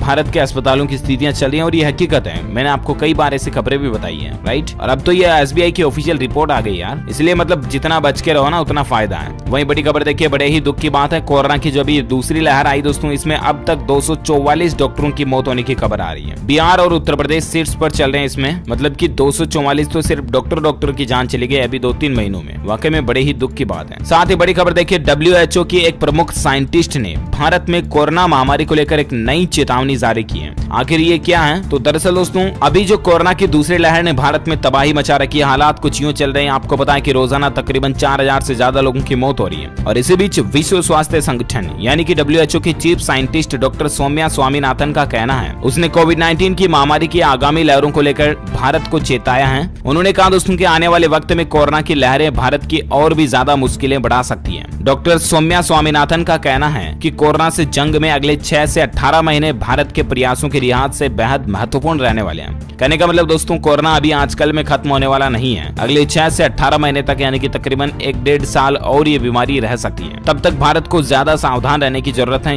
ये कहना है बड़े बड़े वैज्ञानिकों का। और भारत को सावधान रहना मतलब हम सभी को सावधान रहना। प्लीज लापरवाही ना करें, बिना मास्क कहीं बाहर ना घूमें और घर पर जब भी आते हो तो साबुन से हाथों को अच्छे से धोएं, सैनिटाइज वगैरह करें और छोटे बच्चों को बाहर ना जाने दें। इन बातों का आप ध्यान रखें जो मैं आपको रोज बार बार बोलता हूँ। मजा नहीं आ रहा मुझे अपना मुंह दुखाने में, आपको इसलिए कहता हूँ दोस्तों की प्लीज आप सावधान रहें। आजकल तो हालात क्या चले। और एक बड़ी खबर बच्चों के लिए चेतावनी वाली देखने को मिल रही है। देखिए, बच्चों में तेजी से चपेट में ले रहा ये कोरोना का नया स्ट्रेन। सिंगापुर सरकार ने भी इसको लेकर अलर्ट जारी किया। यूं लगता मानो दोस्तों की कोरोना की तीसरी लहर दूसरी लहर के संगम में ही आ रही है, इसके पैरेलल में ही आ सकती है। और तीसरी लहर को लेकर तो ऑलरेडी वैज्ञानिक अलर्ट कर चुके हैं कि ये बच्चों पर ज्यादा असर डालेगी। और अब सिंगापुर में तो इस तरह का नया वेरिएंट भी देखा गया जो बच्चों को अपनी चपेट में ज्यादा ले रहा। और सिंगापुर सरकार का भी यह कहना है कि भारत में मिला कोरोना का नया स्ट्रेन जो है ना, वो बच्चों के लिए कई ज्यादा खतरनाक साबित हो रहा। इसलिए खास करके आप अपने बच्चों का ध्यान रखें, ठीक है ना। अच्छा, अब दोस्तों अपन बात करते हैं में कुछ लॉकडाउन वगैरह बढ़ाने को लेकर खबरें हैं, जिसमें देखिए आप जानकारी। एक तो आंध्र प्रदेश राज्य में 31 मई तक लॉकडाउन को बढ़ा दिया, कोरोना कर्फ्यू को बढ़ा दिया। आंध्र प्रदेश में अभी रोजाना 20,000 से ज्यादा नए मामले आ रहे हैं, तो कोरोना कर्फ्यू बढ़ चुका है। वहीं उत्तराखंड राज्य में भी अब 25 मई तक लॉकडाउन जैसी पाबंदियां रहेगी। उत्तराखंड राज्य में भी आज लॉकडाउन को बढ़ा दिया। साथ ही बड़ी खबर देखिए, हिमाचल प्रदेश में अब सड़कों पर दिखेगी पुलिस की सख्ती। कर्फ्यू नियम तोड़ने पर सीधी गिरफ्तारी होगी और जेल में डाला जाएगा। हिमाचल प्रदेश में राज्य सरकार की तरफ से सभी पुलिस वालों को, पुलिस फोर्स को यह ऑर्डर दे दिया जा चुका है कि जब भी कोई बाहर बिना काम वाला ठल्ला घूमता नजर आए ना, तो उसको तुरंत पकड़ो और बूझो बचेड़े में, समझ रहे हो ना। तो बिना काम घर से बाहर ना निकले, ठीक है ना। अच्छा, भारत में दोस्तों आज के कोरोना के ताजा आंकड़ों की अगर अपन बात करें ना, तो देखिए बड़ी ही रात की बात है, पिछले 24 घंटों के दौरान 2.5 लाख से थोड़े ही ज्यादा नए मामले देखे गए। 2,62,000 नए मामले आए, ठीक है ना। और उसके बाद अभी भारत में कुल संक्रमितों की संख्या 2,52,00,000 से भी ज्यादा हो चुकी है। एक्टिव केस अभी भारत में 33,48,000 से भी ज्यादा चल रहे हैं। भारत में पिछले 24 घंटों के दौरान मौतों की संख्या में और ज्यादा बढ़ोतरी देखी गई। 4334 लोगों की मौत हुई, 4,300 से भी ज्यादा। और उसके बाद भारत में अभी कुल मरने वालों की संख्या का आंकड़ा 2,78,000 से भी ज्यादा पहुंच चुका है। ओके, तो ये तो रहा आज का ताजा कोरोना का कोविड डेटा, राइट। और आइए अब अपन नजर डाल लेते हैं देश से जुड़ी कुछ और बड़ी खबरों में। अपडेट देखिए आप कि सप्ताह में 55 घंटे तक काम करना भारी पड़ रहा है दिल पर, हल्के में ना लें। ये WHO की चेतावनी निकल कर आ रही दोस्तों यहाँ पर। अगर आप भी सप्ताह में 55 घंटे या इससे ज्यादा काम करते हैं ना, तो हृदय रोग का खतरा बढ़ जाता है। साल 2016 में महज एक साल में इससे 7.5 लाख से भी ज्यादा लोगों की मौतें हुई। 35% तक स्ट्रोक का खतरा बढ़ जाता है। 17% तक इस्केमिक हृदय रोग की आशंका भी बढ़ जाती है। तो अब इसका मतलब ये नहीं कि आप घर से काम ना करें, करो आप वर्क फ्रॉम होम, लेकिन दोस्तों बीच बीच में थोड़ा इंटरवल ले, आप बाहर घूमने टहलने जाओ आराम से, ठीक है ना। और वर्क फ्रॉम होम को भी मेंटेन रखो, मैनेज करके चलो। और चलिए साथ ही फिलहाल अगली बड़ी खबर देखिए। पंजाब राज्य में देखिए दोस्तों, गोबर से बनेगी बिजली, गैस भी तैयार होगी, जर्मन तकनीक का इस्तेमाल किया जाएगा। पंजाब में इस तरह का बायोगैस प्लांट लगाने की भी तैयारी चल रही है, अच्छी बात है। साथ ही बड़ी खबर देखिए, राजस्थान में LPG की होम डिलीवरी पर अब ब्रेक लग सकता है, क्योंकि हॉकर्स ने सप्लाई बंद करने का ऐलान कर दिया। जो होम डिलीवरी देने वाले जो हॉकर्स है ना, वो बिना टीकाकरण के 21 मई से घर घर गैस सिलेंडर की सप्लाई बंद करने का ऐलान कर दिया। जब तक उनको टीका नहीं लग जाता तब तक वो डिलीवरी नहीं देंगे, उनका यही कहना है। चलिए साथ ही अगली खबर देखिए, झारखंड के शिक्षकों के लिए खुशखबरी निकल कर आ रही है। सरकार ने वेतन के लिए 700 करोड़ रुपए की राशि भी दे दी है, स्वीकृति प्रदान कर दी इसको। तो शिक्षकों और कर्मचारियों को वेतन जरूर मिल जाएगा। साथ ही बड़ी खबर देखिए, कोरोना मरीजों को अब नहीं दी जाएगी प्लाज्मा थेरेपी। एम्स और ICMR ने इस तरह को लेकर एक नई गाइडलाइन भी जारी की है, क्योंकि दोस्तों अभी आजकल जो ब्लैक फंगस का खतरा ज्यादा देखा जा रहा है। इसी बीच ये सरकार का एक नया आदेश आया, आप स्क्रीन पर इसके बारे में ज्यादा इन्फॉर्मेशन भी देख सकते हैं। ओके, साथ ही अगली बड़ी खबर देखिए, होंडा कंपनी का अगर आपके पास कोई भी 2 व्हीलर्स हैं, स्कूटी, बाइक वगैरह हैं, तो आपके लिए खुशखबरी है। होंडा कंपनी ने भी अपने ग्राहकों की वारंटी और फ्री सर्विस पीरियड को 1 अप्रैल से लेकर 31 मई तक के लिए जो जिनका पीरियड खत्म हो रहा है उनको बढ़ा दिया। चलिए साथ ही अगली खबर देखिए, बिहार बोर्ड ने 1 से 12वीं तक के छात्रों को एक नई सुविधा दी है। अब आपको गूगल, यूट्यूब वगैरह की जरूरत नहीं पड़ेगी। दरअसल आपको पता होगा कि कोरोना के कारण जो स्कूल, कॉलेज वगैरह ये तो बंदी है, ऐसे में ऑनलाइन एजुकेशन पर ज्यादा फोकस किया जा रहा। और इसी बीच बिहार विद्यालय परीक्षा समिति जो है ना, बिहार स्कूल एग्जामिनेशन बोर्ड, उसका यह कहना है कि बिहार में सभी स्कूलों के सभी कक्षाओं के जो एग्जाम का कंप्लीट सिलेबस और किताबें, बुक्स वगैरह उनको बिहार के एजुकेशन पोर्टल पर अपलोड कर दिया गया है ना। तो आप डिजिटल फॉर्मेट में ई-लाइब्रेरी में सारी किताबों वगैरह को पढ़ पाएंगे, तो ये अच्छी बात है। साथ ही बड़ी खबर देखिए कि घर बैठे बैठे अगर आप काम करते करते बोर हो रहे हो ना, तो इंडियन रेलवे का एक नया ऑफर है जो आपके लिए फायदेमंद साबित हो सकता है। जी हाँ, और वो है दोस्तों वर्क फ्रॉम होम नहीं बल्कि वर्क फ्रॉम होटल। कहने का मतलब इंडियन रेलवे की मदद से आप होटल टूर बुक कर सकते हैं। IRCTC ने इसका नाम रखा वर्क फ्रॉम होटल करके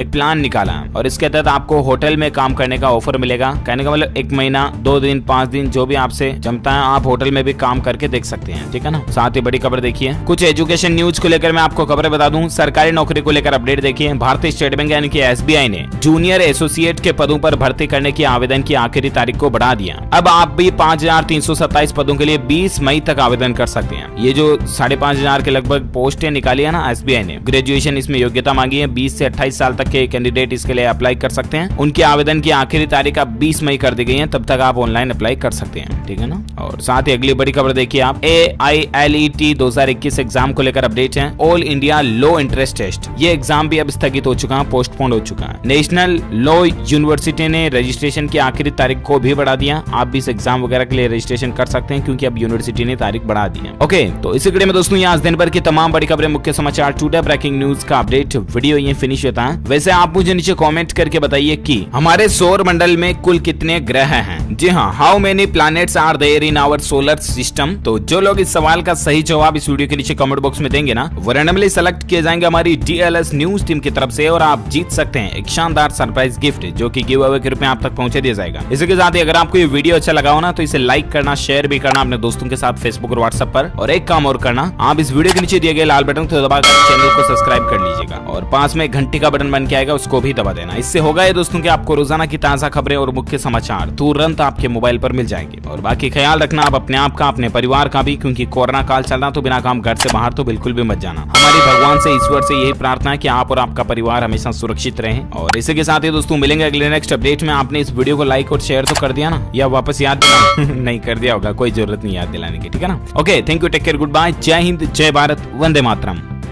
नमस्कार दोस्तों, स्वागत है आपका दिन भर की बड़ी खबरों में। जी हां दोस्तों, इसी बीच बड़ी खबर निकल कर आ रही है हरियाणा से।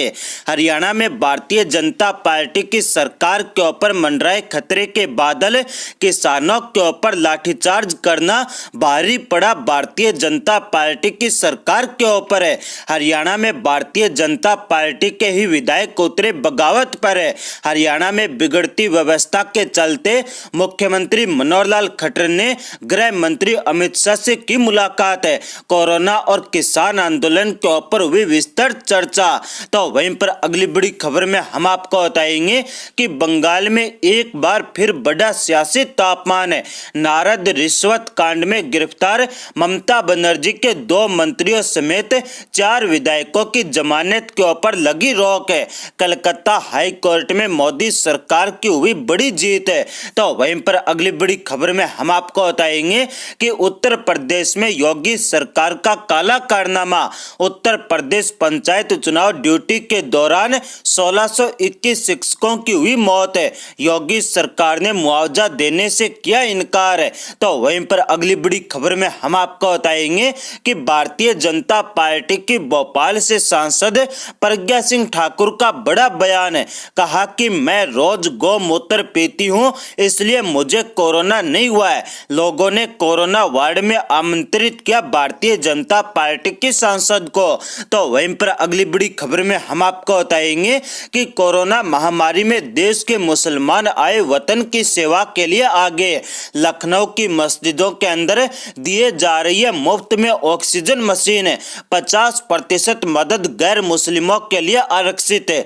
तो वहीं पर अगली बड़ी खबर में हम आपको बताएंगे कि हरियाणा में एक बार फिर मॉब लिंचिंग का मामला आया सामने। हरियाणा के नूंह में 27 वर्षीय मुस्लिम युवक की पीट कर की गई हत्या। इलाके के अंदर बड़ा भारी तनाव। तो वहीं पर अगली बड़ी खबर में हम आपको बताएंगे कि उत्तराखंड में नहीं थम रहा कोरोना का कहर है। एक हफ्ते के लिए बड़ा लॉकडाउन, पहले कुंभ मेला थोपा जनता के ऊपर और अब लॉकडाउन थोपा गया है। जी हां दोस्तों, एक एक करके आपको सभी खबरें विस्तार से बताएंगे। उससे पहले दोस्तों, अगर आप भी चाहते हैं कि देश भर के अंदर ईवीएम मशीन के ऊपर प्रतिबंध लगे और देश भर के अंदर पंचायत चुनाव से लेकर विधानसभा चुनाव और लोकसभा चुनाव बैलेट पेपर से करवाया जाए, तो आप इस वीडियो को लाइक करें और कमेंट बॉक्स में ईवीएम बैन लिखकर अपना बहुमूल्य समर्थन जरूर दें, ताकि देश भर के अंदर हमारी मेहनत रंग लाए और देश भर के अंदर 2024 के लोकसभा चुनाव से पहले ईवीएम मशीन के ऊपर प्रतिबंध लगवाया जा सके और 2024 का लोकसभा चुनाव बैलेट पेपर से करवाया जा सके। आज की पहली बड़ी खबर है हरियाणा से। जी दोस्तों, हरियाणा में भारतीय जनता पार्टी की सरकार के ऊपर मंडराए खतरे के बादल है। किसानों के ऊपर लाठीचार्ज करना भारी पड़ा भारतीय जनता पार्टी की सरकार के ऊपर। हरियाणा के अंदर अपनी ही सरकार के खिलाफ बगावत कर दी भारतीय जनता पार्टी के विधायकों ने। हरियाणा में बिगड़ती व्यवस्था के चलते मुख्यमंत्री मनोहर लाल खट्टर ने गृह मंत्री अमित शाह से की मुलाकात है। कोरोना और किसान आंदोलन के ऊपर विस्तृत चर्चा हुई गृह मंत्री अमित शाह और हरियाणा के मुख्यमंत्री मनोहर लाल खट्टर के बीच है। जी हां दोस्तों, आपको बता दें कि हरियाणा के मुख्यमंत्री मनोहर लाल खट्टर ने केंद्रीय गृह मंत्री अमित शाह से दिल्ली में मुलाकात की है। इस मुलाकात में उन्होंने कोरोना की स्थिति और किसान आंदोलन को लेकर चर्चा की है। गृह मंत्री अमित शाह से मुलाकात के बाद मुख्यमंत्री मनोहर लाल खट्टर ने कहा कि प्रदेश के अंदर कोरोना को लेकर हमारी सभी तैयारियां और किसान आंदोलन की वर्तमान स्थिति के बारे में गृह मंत्री अमित शाह को अवगत करवाया है। आपको बता दें दोस्तों कि बीते महीनों में किसान आंदोलन को लेकर मुख्यमंत्री मनोहर लाल खट्टर केंद्रीय गृह मंत्री अमित शाह से कई बार मिल चुके हैं। गौरतलब है कि हरियाणा की सरकार जहां एक तरफ कोरोना से लड़ रही है तो वहीं पर दूसरी तरफ केंद्र के कृषि कानूनों को लेकर किसानों का विरोध भी झेलना पड़ रहा है। आपको बता दें दोस्तों कि रविवार को ही किसानों ने मुख्यमंत्री मनोहर लाल खट्टर का विरोध किया था।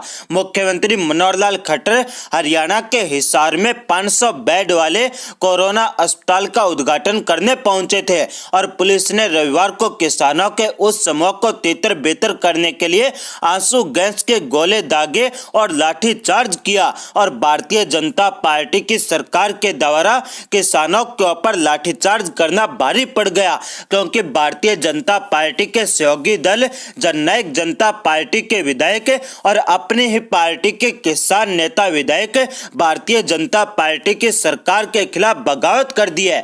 आपको बता दें दोस्तों कि भारतीय जनता पार्टी का केंद्रीय नेतृत्व और हरियाणा सरकार का नेतृत्व अब राज्य के अंदर डैमेज कंट्रोल करने में जुटा है। एक तरफ कोरोना महामारी फैली है तो दूसरी तरफ हरियाणा के अंदर किसान आंदोलन के चलते किसान सड़कों के ऊपर उतरे हुए हैं। भारतीय जनता पार्टी के लिए हरियाणा के अंदर भारी चुनौती है। एक तरफ भारतीय जनता पार्टी कोरोना से लोगों के अंदर जो आक्रोश है उसको कम करना चाहती है तो दूसरी तरफ किसान आए दिन भारतीय जनता पार्टी के मंत्री, मुख्यमंत्री और सांसदों का घेराव कर रहे हैं, जिसके चलते राज्य सरकार ही नहीं बल्कि केंद्रीय नेतृत्व भी लगातार परेशान हो चुका है। आपको बता दें दोस्तों कि किसानों का कहना है कि जब तक कृषि कानून वापस नहीं लिए जाएंगे तब तक आंदोलन जारी रहेगा। आज की अगली बड़ी खबर है पश्चिम बंगाल से। जैन दोस्तों, बंगाल में एक बार फिर बड़ा सियासी तापमान। नारद रिश्वत कांड में गिरफ्तार ममता बनर्जी के 2 मंत्रियों समेत 4 विधायकों की जमानत के ऊपर लगी रोक है। कलकत्ता हाई कोर्ट में मोदी सरकार की हुई बड़ी जीत है। जी हां दोस्तों, आपको बता दें कि नारदा स्टिंग केस मामले में पश्चिम बंगाल की मुख्यमंत्री ममता बनर्जी की कैबिनेट के 2 मंत्रियों और 2 अन्य तृणमूल कांग्रेस पार्टी के नेताओं को गिरफ्तारी और करीब 7 घंटे के नाटकीय अंदाज से भरे घटनाक्रम के बाद जमानत मिल गई थी। सीबीआई की विशेष अदालत है। हालांकि देर शाम कलकत्ता हाई कोर्ट ने इन आरोपियों की जमानत के ऊपर रोक लगा दी। कलकत्ता हाई कोर्ट ने चारों नेताओं की जमानत के ऊपर अस्थायी रूप से रोक लगा दी। आपको बता दें दोस्तों कि जिन्हें सीबीआई ने सोमवार को गिरफ्तार किया था और हाई कोर्ट ने मामले के अंदर 19 मई को दोबारा सुनवाई करने की बात कही है। आपको बता दें दोस्तों कि गौरतलब है कि बंगाल सरकार के मंत्री फारिद हाकिम और सुब्रत मुखर्जी और 2 अन्य विधायकों को नारद रिश्वत मामले में केंद्रीय जांच ब्यूरो यानी सीबीआई ने कल यानी सोमवार सुबह गिरफ्तार किया था, परंतु शाम होते होते सीबीआई की विशेष अदालत ने इन चारों नेताओं को जमानत दे दी थी। लेकिन मोदी सरकार चारों नेताओं के खिलाफ कलकत्ता हाई कोर्ट के अंदर पहुंची और चारों नेताओं की जमानत के ऊपर रोक लगवा दी। आपको बता दें दोस्तों कि इन चारों नेताओं की जमानत के खिलाफ सीबीआई भी हाई कोर्ट पहुंची थी। आपको बता दें दोस्तों कि 2011 के एक मामले के अंदर मोदी सरकार ने इन चारों नेताओं को गिरफ्तार किया है, जबकि बंगाल के अंदर हार के कारण मोदी सरकार बुरी तरह से बौखलाई हुई है और ममता बनर्जी की सरकार के ऊपर लगातार कार्रवाई कर रही है। आपको बता दें दोस्तों कि बंगाल की जनता ने मोदी सरकार और भारतीय जनता पार्टी को सिरे से नकार दिया था, लेकिन मोदी सरकार हठ धर्मिता के चलते और बंगाल में अपनी हार का बदला लेने के लिए ममता सरकार को कामकाज नहीं करने दे रही है। ममता सरकार का जीएसटी का पैसा हजारों करोड़ रुपए मोदी सरकार ने रोक रखा है, तो दूसरी तरफ उनके नेताओं के ऊपर सीबीआई, इनकम टैक्स और ईडी के द्वारा लगातार कार्रवाई करवाई जा रही है। आपको बता दें दोस्तों कि भारतीय जनता पार्टी व चुनाव आयोग के गठबंधन के चलते भी बंगाल के अंदर भारतीय जनता पार्टी चुनाव नहीं जीत पाई। आपको बता दें दोस्तों कि भारतीय जनता पार्टी ने अब केंद्रीय स्तरीय जांच एजेंसियां जिनमें इनकम टैक्स, सीबीआई और ईडी शामिल है, इन तीनों के बल पर बंगाल के अंदर ममता सरकार को एक प्रकार से अपदस्थ करना चाहती है। भारतीय जनता पार्टी का मकसद है कि ममता बनर्जी के कुछ विधायक, सांसद और कुछ नेताओं को भारतीय जनता पार्टी में शामिल किया जाए और ममता बनर्जी की सरकार को अस्थिर किया जाए। आज की अगली बड़ी खबर है भारतीय जनता पार्टी की भोपाल से सांसद प्रज्ञा सिंह ठाकुर को लेकर। जी हां दोस्तों, भारतीय जनता पार्टी की सांसद प्रज्ञा सिंह ठाकुर का बड़ा बयान है। कहा कि मैं रोज गौमूत्र पीती हूं, इसलिए मुझे कोरोना नहीं हुआ है। लोगों ने कोरोना वार्ड में आमंत्रित किया भारतीय जनता पार्टी की सांसद को। जी हां दोस्तों, आपको बता दें कि भारतीय जनता पार्टी की सांसद प्रज्ञा सिंह ठाकुर ने दावा किया है कि गौमूत्र से कोरोना से संक्रमित फेफड़ों का इलाज किया जा सकता है। कोरोना को लेकर तमाम भ्रांतियों के बीच प्रज्ञा सिंह ठाकुर का यह बयान आया है। प्रज्ञा सिंह ठाकुर ने कहा कि वह रोज गौमूत्र पीती है और इसने उन्हें कोरोना से बचाया है। प्रज्ञा सिंह ठाकुर ने एक कार्यक्रम के अंदर कहा कि अगर आप रोज देसी गाय का मूत्र पीते हैं तो यह फेफड़ों के संक्रमण को ठीक करता है। मैं भयानक दर्द में हूं, लेकिन रोज गौमूत्र पीती हूं, लिहाजा मैं कोरोना के लिए कोई दवा नहीं लेती और अभी यह कोरोना मुझे छू भी नहीं पाएगा क्योंकि मैं रोजाना गौमूत्र पीती हूं। आपको बता दें दोस्तों कि भारतीय जनता पार्टी की सांसद प्रज्ञा सिंह ठाकुर ने कहा कि गौमूत्र जीवनदायक है और इससे कोरोना से उनकी जीवन की रक्षा की जा सकती है। प्रज्ञा सिंह ठाकुर ने गौमूत्र और कुछ अन्य गौ उत्पादों से कैंसर दूर करने का दावा कर चुकी है। प्रज्ञा सिंह ठाकुर ने 2 साल पहले दावा किया था कि गौमूत्र और कुछ अन्य गौ उत्पादों के सेवन से उन्होंने कैंसर को मात दी है। हालांकि स्वास्थ्य विशेषज्ञ चिकित्सीय शोध के अंदर यह साबित नहीं हुआ है कि ऐसे किसी भी उत्पाद के सेवन से आगाह भी किया गया है कि अगर आप गौमूत्र और अन्य किसी इसी प्रकार की वस्तुओं का सेवन करते हैं तो आपका स्वास्थ्य बिगड़ सकता है। प्रज्ञा सिंह ठाकुर ने 2020 के अंदर कोरोना जैसे लक्षणों के बाद दिल्ली के एम्स के अंदर भर्ती करवाया गया था। आपको बता दें दोस्तों कि जब इन संघी नेताओं के कोरोना होता है तो खुद तो दिल्ली के एम्स में दौड़े दौड़े चले जाते हैं और जनता को कहते हैं कि गौमूत्र पिए और गौमूत्र और गोबर को मिलाकर आप स्नान कीजिए ताकि कोरोना आपके आसपास भी ना आ पाए।